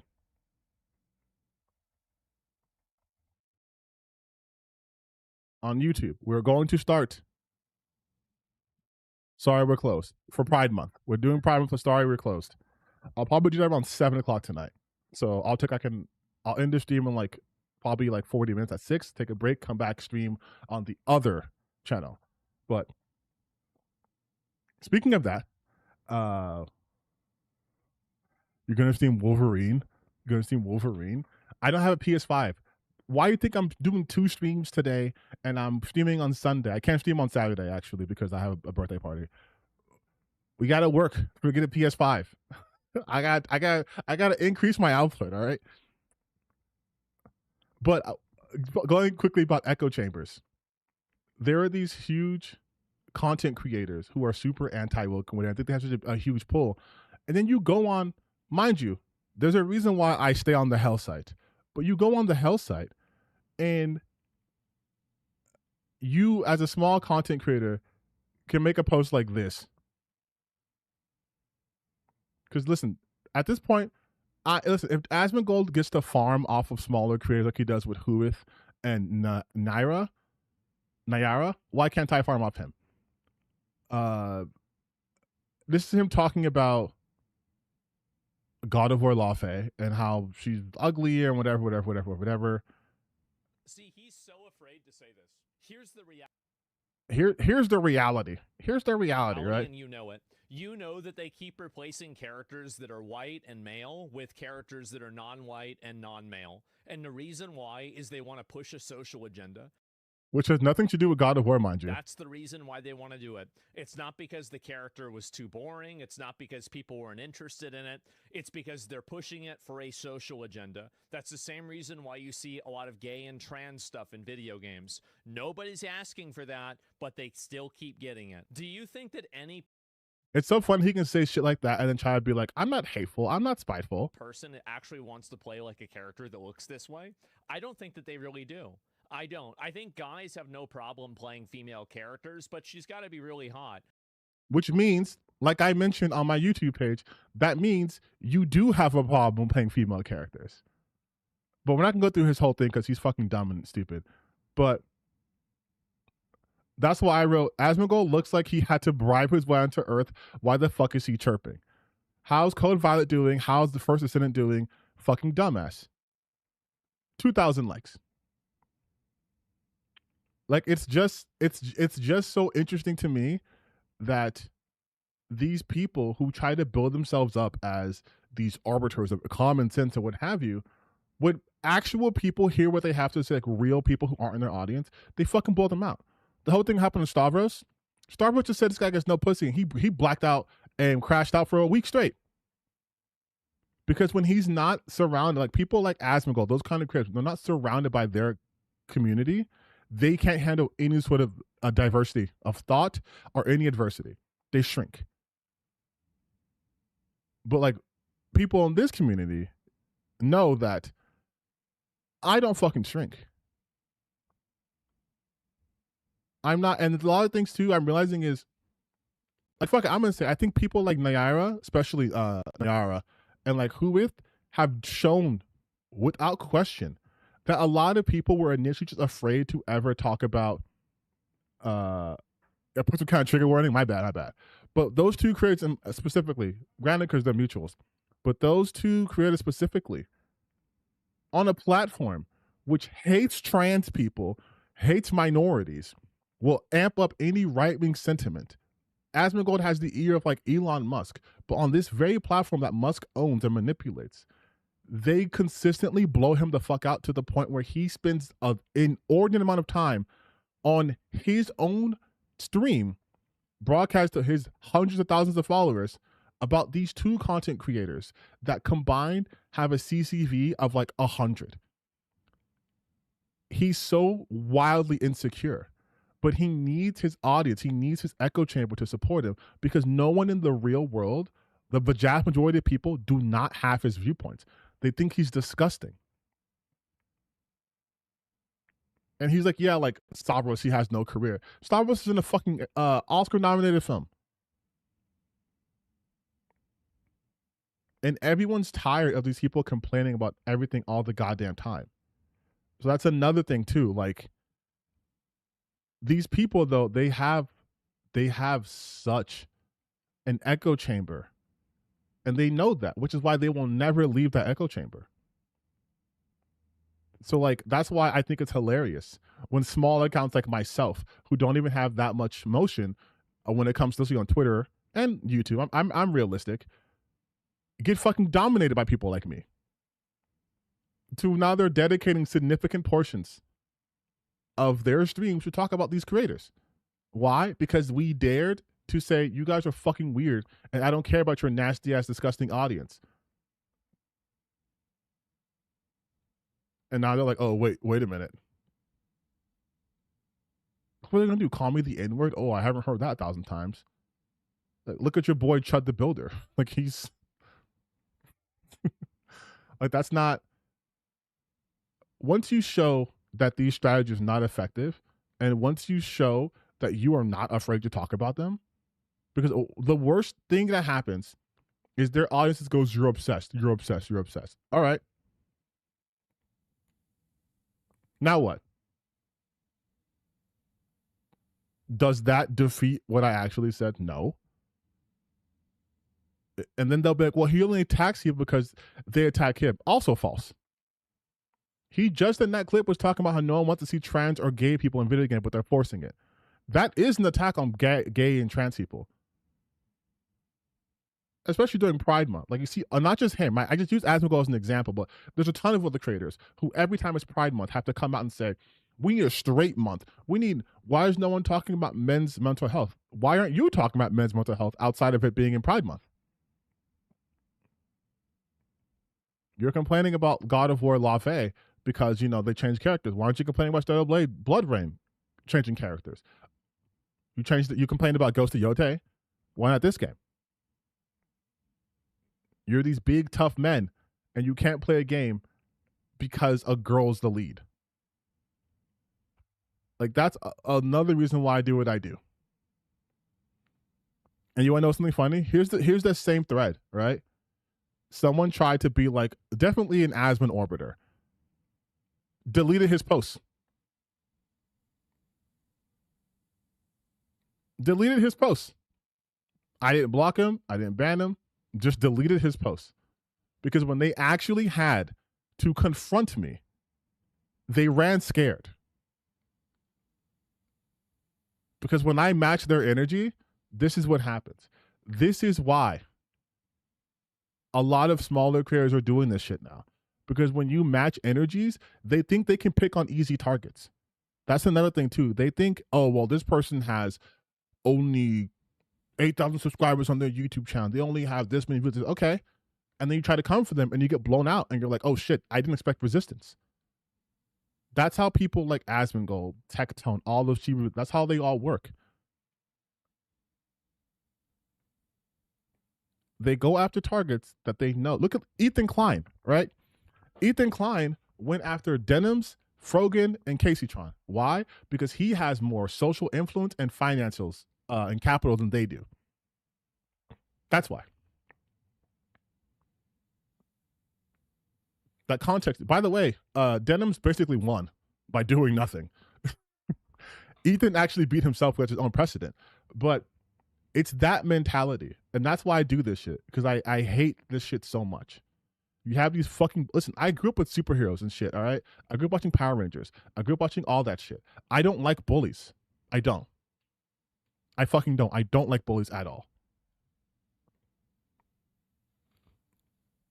And so when you see that shit,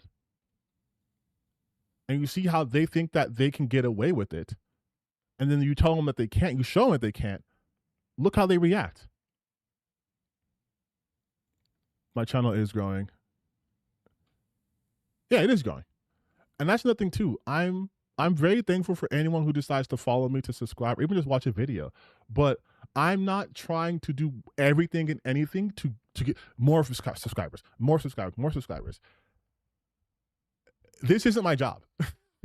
This is something I'm doing purely out of passion. This is something I do purely out of passion. This is my day off on Friday from my other job, my actual real job, right? I could be sleeping. I could be doing a bunch of other shit. But I love doing this. This is my passion. This is why I'm telling, like, I try to be as real with you guys as possible. I'm not doing this so I can, like, be these assholes who I'm talking about. I know their fans think anyone who puts shit on the internet wants to be a bajillionaire. I'm doing this shit from passion. If I was doing just shit from money, I would be the first person talking about God of War has gone woke. Look at these views. Look at the interaction. I'd be like Yorch. I'd have a fucking blue check mark and say the dumbest shit on the internet. Like, I do this shit because they annoy me and they ruin a lot of the discussion of my hobby. And you guys know I like to talk a lot and I like to fucking deep dive on things and share insights. But it's hard to do that when I look up a game I'm interested in. Why is it so blurry? I look up a game I'm interested in and it's 1,000 people talking about how the game's woke because this woman is ugly because the Western game media companies are in cahoots with feminists. It's like, what the fuck are you talking about, dog? Like, what the fuck are you talking about?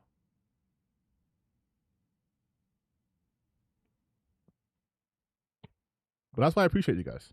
It's nice to see that there are people out there who are like, yeah, we hate this shit too.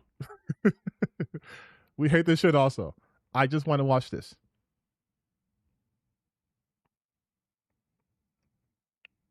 Oh, I was in chat. Manifesting 10,000 subscribers for end of June for you. Thank you. Thank you so much. And you'll probably hit 10K. But it's also super interesting to me too, how when like, I guess I can say my haters, when they always bring up like my channel and like my numbers and like you're just jealous because you're not as big as these people. And I'm like, most of the other creators I talk about, if we go by ratios, have a terrible viewer to subscriber ratio. I don't. Someone in one of my comment sections yesterday trying to be like, yeah, you always talk about these people because if you aren't talking about them or the narrative, scary quotes, then your videos don't even crack like 600 views. And I'm like, that was one video. And that's because I know how the algorithm works. I just don't give a shit. I posted a video about gameplay on a channel that's predominantly about commentary. Of course, the algorithm's not going to push that out. And I was like, I have a video that has almost 100,000 talking about black people being called Viltrumites. And he's like, yeah, but you mentioned race. I'm like, oh, so I can't mention anything. I can't mention anything. Well, I can't talk about people in gaming space making it worse. I also can't talk about just the concept of race. I'm like, that's crazy. Like, we're...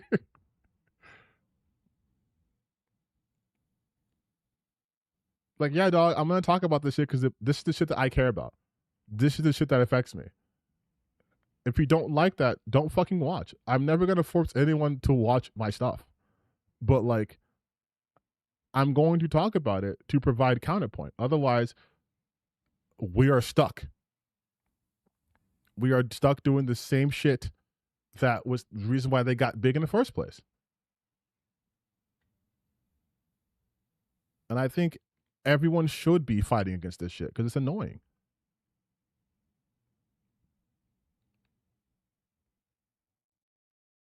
YouTube algorithm's dookie. The type of people who need your content won't get as W fed Asmongold. True, but that's also why I post on the Hell site also, because there's some people who go to the Hell site and they're like, they want to interact with me, and then I can at least, at the very least, I'm like, hey, at least someone saw this exchange. It was like, hey, this guy's actually kind of dumb. Like, here, look. And even if it's just like one person, I'm like, that's one less person doing this bullshit. This is when I was talking about how male characters look and how people were mad at me for that. And this person was like, I used to be very naive and think I was playing with other women and WoW just because there are female tunes until I heard, well, if I'm going to stare at an ass all day 37 times, I was like, oh. Like, people are really sick of this shit. And then you have like these losers who I'm like, you guys are. And one of the fun things I like to do is if I go to people's accounts, I'm just like, who do you follow? Which I know is not the end all be all, but it's like, who are you, Toby Turner? It's like, Sir D. Like, it's like, I know, don't operate. I know who you're following, Pirate Nation. So I know where you're getting the fucking literal white supremacists here. So Tectone, there you go. Who, does he still have me blocked? Yep. Still has me blocked. Which I find, what's what I'm talking about? Tectone, who's like, oh, I'm a big tough guy. I'm a real man. Yeah. Yeah. I'm a real tough guy. I'm a real man. Yeah. Yeah, totally. I'm a real man. 306,000 followers on Twitter. I have 1 million on TikTok, on YouTube. I'm a big tough guy. Oh, but literal me. Blocked. Blocked. I was your first $100 super chat. Oh, Lillian, don't think I don't remember that. You weren't my first. You were my only. I remember your name. It's when knowing it really messes up the game space when you play video games. But yeah, I think they just do this. Yeah. But thank you for supporting me. I really do appreciate that. But yes, this is what they do. This is what they do. This is just what they do. And I'm like, you can't handle me? Little me?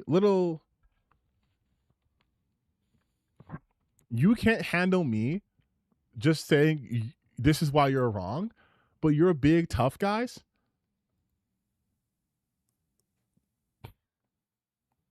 Because all of them, mind you, all of them have at one point or another tried to come at me.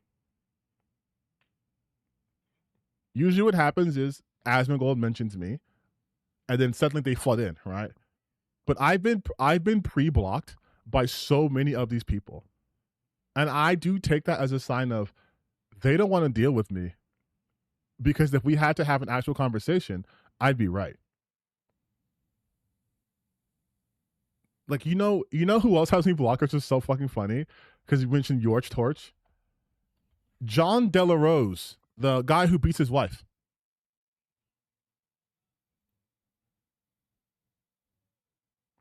Oh, look. Blocked. I am blocked by him. I also think our favorite rat face, I think Smash JT, also has me blocked. Yeah. Big tough guys, right? Who have no problem talking about me on videos and all that shit too. But when there's a space I can actually come at them in real time, block.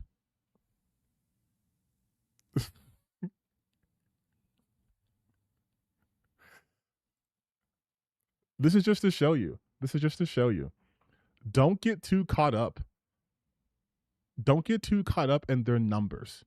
These people are fucking weak. They're insecure. And their communities are not supportive ones. Like, I truly love the community that we have here. I truly do. But those people's communities are a lot of them are there to see them fail. A lot of them are also there to get the worst impulses reinforced. That's why they go to them. Because they're not interesting people. They're not interesting people. Like, at all. They're not interesting, which is why they have to say and do the shit. Asmongold's not an actual interesting, charming person. So he has to consistently say wild shit, have extreme takes, so he's constantly talked about. Tectone is even less interesting than him, which is somehow possible. And so he has to ride on Asmongold's coattails all the time, and then also do the fuck Hassan thing. Like, if you look at all these grifters, it's the same two people. It's Asmongold and Hassan. It's, I will write on Asmongold. He was always right. He will never be wrong to me. He's always correct and good. And then it's always fuck Hassan. But they never have any original thoughts on their own. That's why if you look up God of War, Lawfey, and you go to their channels, they are all saying the exact same thing. The exact same thing. With little to no variations. Because they can't. They can't do that.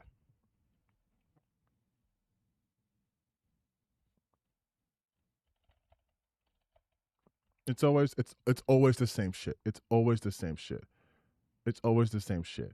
It's woke, it's bad, it's awful, it's terrible, it's a meltdown, it's this and that. Like here, look at this.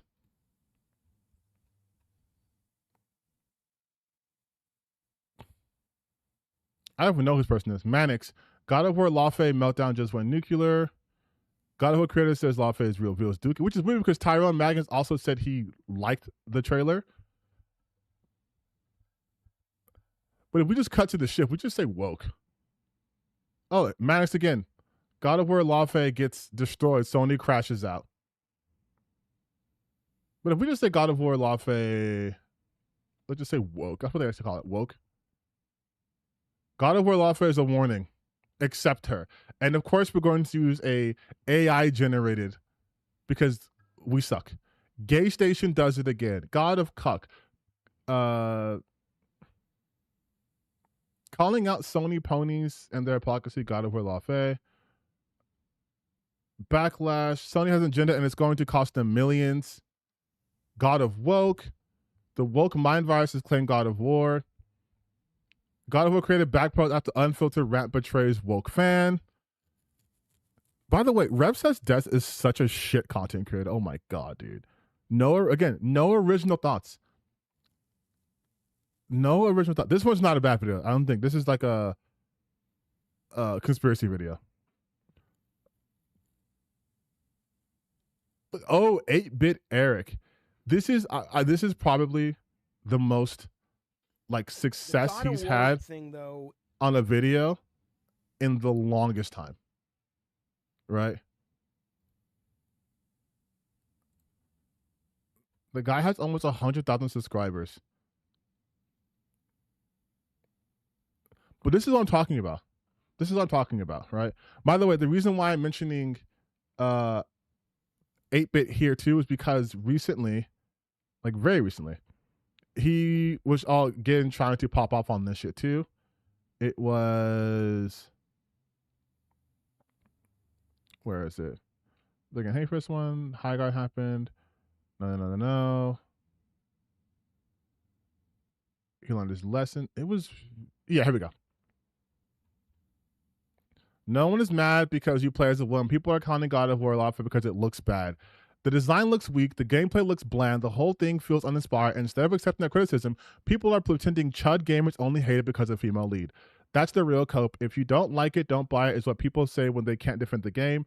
Gamers aren't rage baited. The defenders are. They use an AI generated thing, right? Made with AI. This is the most interaction he has ever fucking gotten. That's why I wrote, he doesn't know what the fuck he's talking about. The design looks weak. What design? Character, combat, art, sound. You aren't giving criticism because that requires skills you're sorely deficient in. So this is the most motion he's ever had. He has a channel, which is why I always tell you guys, don't get caught up in the subscriber numbers. He has a channel with almost 10,000 subscribers, 3,000 away from, sorry, with almost 100,000 subscribers. His biggest pop off was 10K. And we are talking about months. 4 months.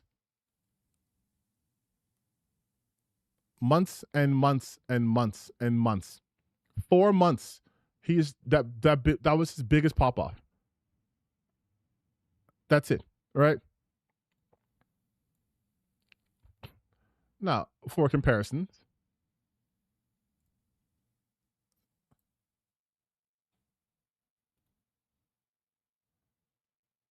I got 14K 2 days ago. And then a week ago, I got 14K. And then 2 weeks ago, I got 11K. My numbers are so much better than his. My numbers are 1,000 times better. On average, I'm kicking his ass. On average. Even my lowest video, which was just me randomly talking about Clay Thompson, which would not do well on this kind of channel. But even my lowest isn't even his lowest.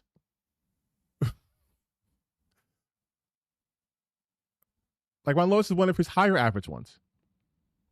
The channel banner, I didn't even see it. Oh yeah, these people I'm saying they're not original. They're not original. They're not charismatic. They have nothing interesting to say. So even when, like, he's AI generating himself, even when they are in control, right, of the conversation, culturally, they are still so unbelievably boring, so unbelievably uncharismatic that even given all of this, that everyone wants to be anti-woke now. Nothing.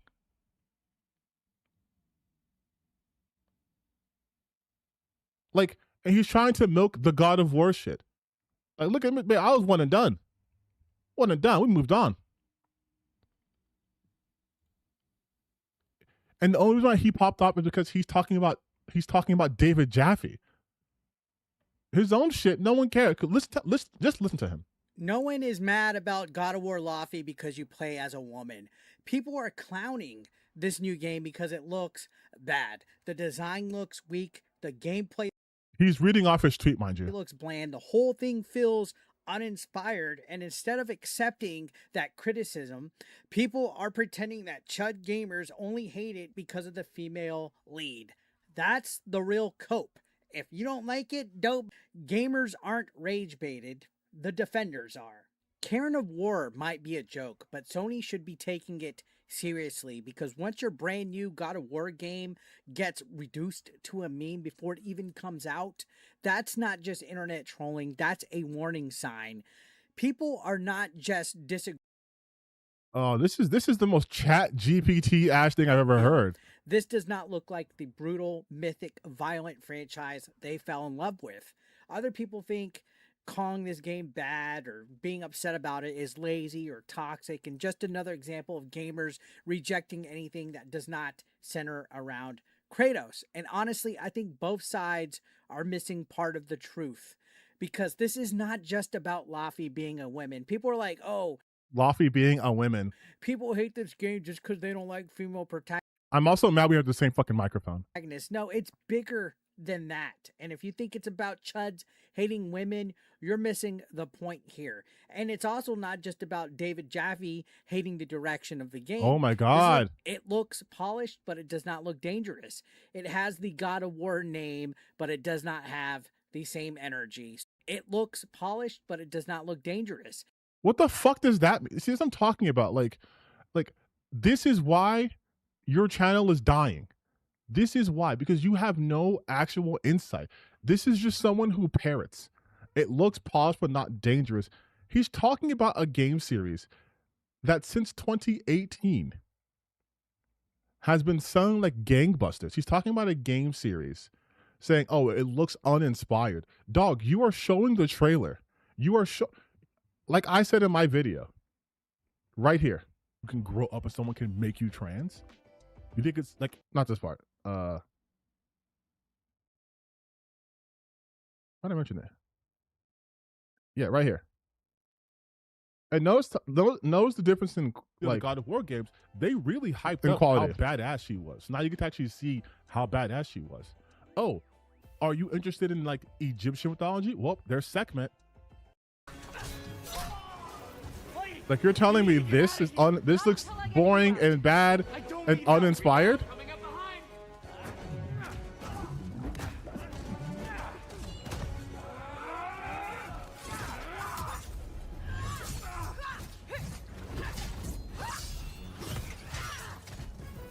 That's not brutal to you? That's not brutal to you at all? Like this combat's not brutal? Uninspired? I'm sorry, were you doing this shit in God of War 2018 and Ragnarok?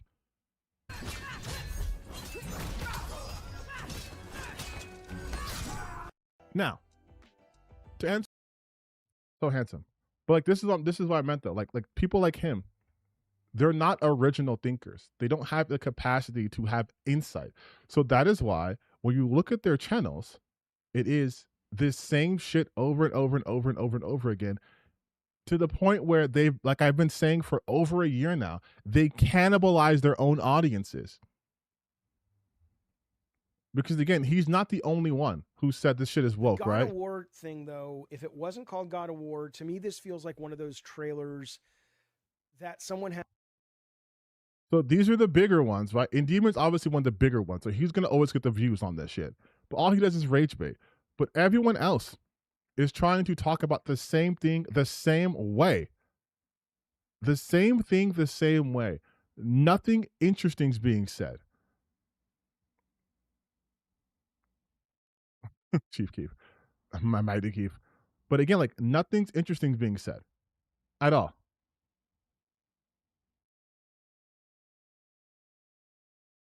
Like it's desperate. It's super desperate. And it's showing, and now people are seeing, especially because they're picking a franchise that is like, are you fucking stupid? You're going to say God of War is going to flop?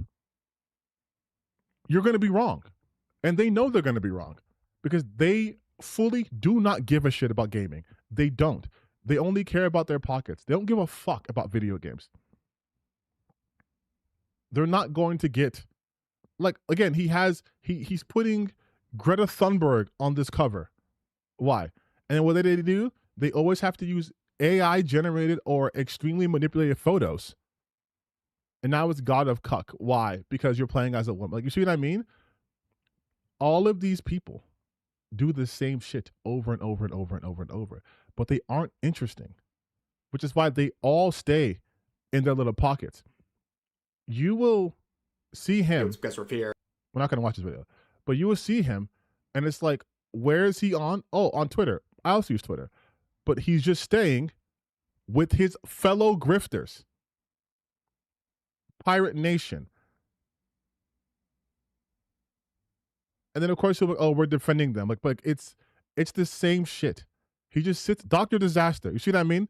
Like, he's just, the fact that Grumps, I can watch one of their videos and see the other people that I talk about being used as reference points or points to bolster their arguments.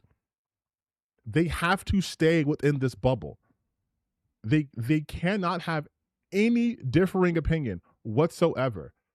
Everything has to be in their bubble. Madam Savvy, everything has to be in their bubble. They just simply cannot have a different opinion. Endymion actually was in support of that game. His audience didn't like that, so then he deleted the fucking tweet. The state of play happened recently. God of War Lawfare is a warning. Didn't 8-Bit Eric also say it was a warning? Showed some games, most of which me all the mythologies. I'm game for that. And yeah, that's kind of the positives, because otherwise, well, let's get into the rest of it now. The positives was a minute long? The whole point. Of course, I welcome that. I want them to get weird with it. Show me all the mythologies. I'm game for that. And yeah, that's kind of the positives, because otherwise, well, let's get into the rest of it now. A minute and 25 seconds into a 22-minute video, and that's all the positive he can say about this game. Obvious point of contention for many is Laufey herself. I gotta be real, calling this game God of War at all, it feels sort of wrong, because obviously it doesn't actually star Kratos. I know people will say it's called Laufey, but the game still obviously uses the God of War mod. And this is the same argument I've already defeated. I'm not gonna watch this video. This is the same argument I was telling you guys earlier with Stellar Blade. This is the same argument I mentioned in my video by Hypnotic 2 months ago. They're pretending to not know how branding works. Because of brand recognition and SEO, which I get that. But either way, I think it's becoming very clear that a vast majority of people who like God of War do not in fact want to play as anybody other than Kratos. Like, for example, right, even in the 2018 game or Ragnarok, when you get forced to play as Atreus even there, like, I gotta be real, I wasn't feeling that. This isn't really a male or female thing. I mean, Atreus wasn't terrible to play at. Not a male or female thing. And then they literally call it, so it's not a male or female thing, not a male or female thing. Then why did you have shit like this? Why do you have shit like God of Laundry, huh?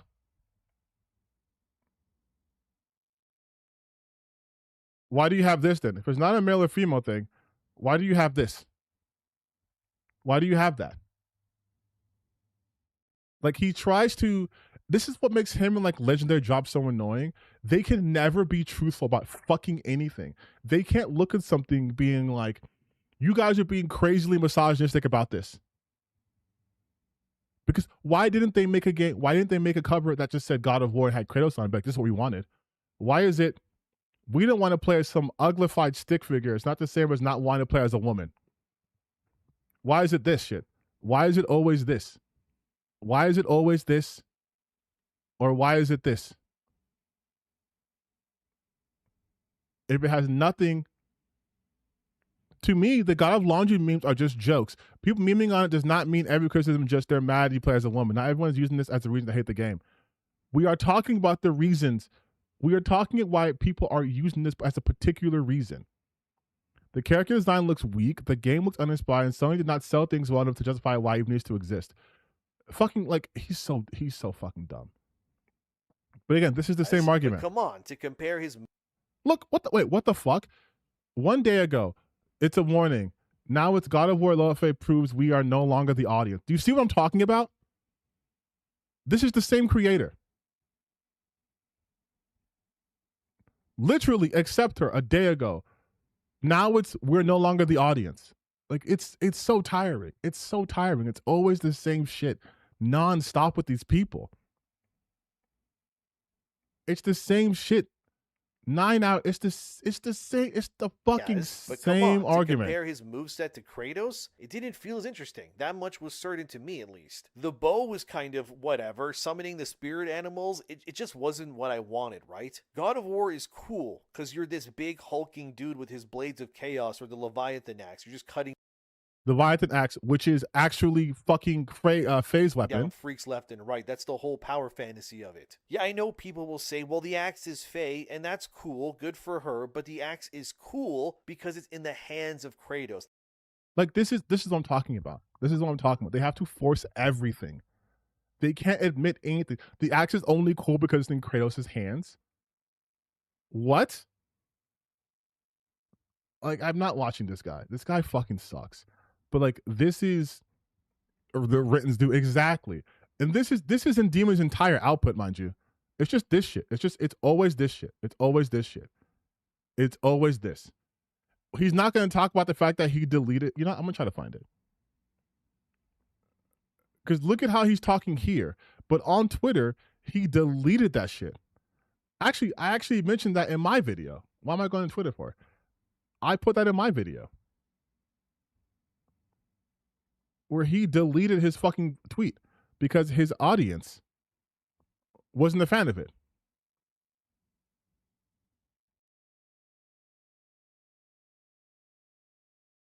Like right here. Saying, God of War Lawfare looks dope. I enjoy the idea of a god afterlife so she could run into Ares, Athena, Zeus, and possibly There's Endless. Mongolian gods, Egyptians were shown too. What's with the sword from? Where's the sword from? And the cube, Excalibur, an idea.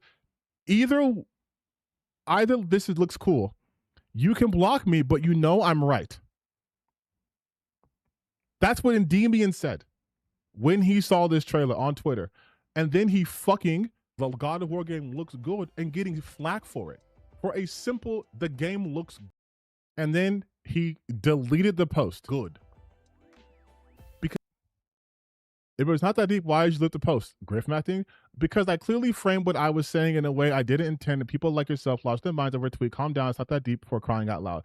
Not that deep, but again, you deleted it, and it's not that deep, but now you're going completely back on what you said in your post by making 2 videos shitting on it.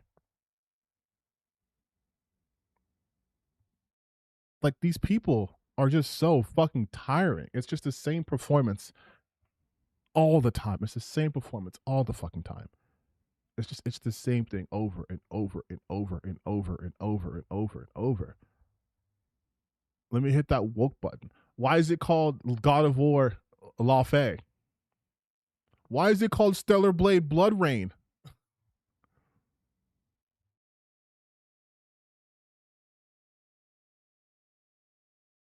It is exhausting. At least Yorch stood by his grips and calling 007 a failure. Yeah, Yorch is one of the worst ones, though. But he's strictly limited to Twitter. And even then, he doesn't have reach. He thinks he's done, but he does not. All right. Okay, let's see. The frame rate dropped. Because I exploded the game.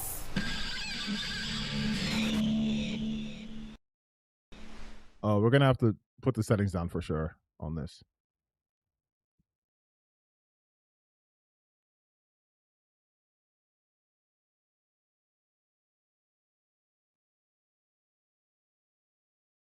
Having lots of people think your idiot isn't reach. All these people care about is numbers. That's it.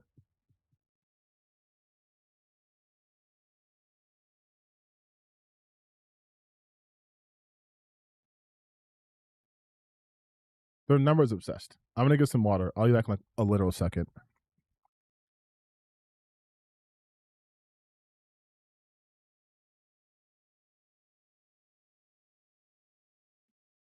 This is an extreme thirst.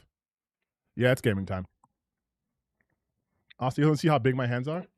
This is I think this is a gallon. This is a Crystal Geyser Natural Alpine Spring 1 gallon. This is a 1 gallon bottle. This is how most people hold this shit, right? This is how I hold it. Here, I'll make it bigger. You guys can see it. While it's compiling shaders. This is how I hold it. This is how I do it.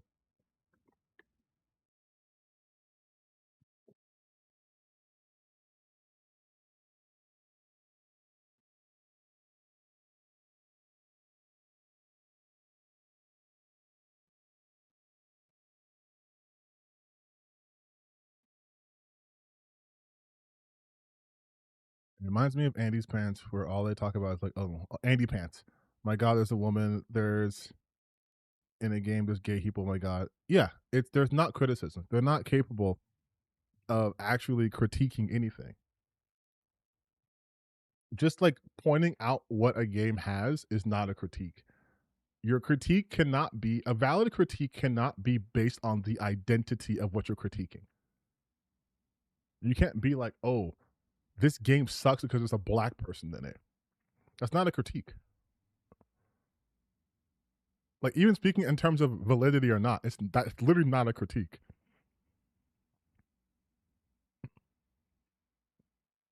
I also blame a lot of cinema sins too, because people will be like, too many logos. I'm like, that's not a critique. Logos aren't part of the film. It's not a critique. That's like saying there's too many loud kids in your theater, so the movie sucks. But that's nothing to do with the actual movie. Yes, the game sucks because Deborah Wilson's not in it. That's a critique. Not having her voice in the game is always a valid critique. Which is why Grand Theft Auto sucks. Anti-Wilker fighting over He-Man. I mean, He-Man's for the is a pride movie, you know. I'm actually gonna see He-Man probably. Let me see. Can I see He-Man tomorrow? I have work at 3. I can see He-Man like early tomorrow morning. But no, yeah, like it's just like. It's so interesting now being a content creator in this space where you realize a lot of people in this space have no actual understanding of the fucking content they put out. Oh, the shaders have finished compiling. And it is out of memory. Oh my God. Okay. All right. We'll try this again. Hold on. Sometimes this happens and I have to restart my computer.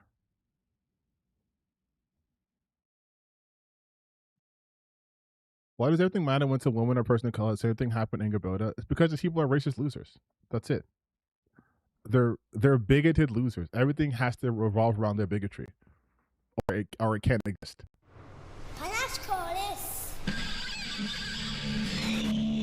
Okay, let's see if it's actually going to play.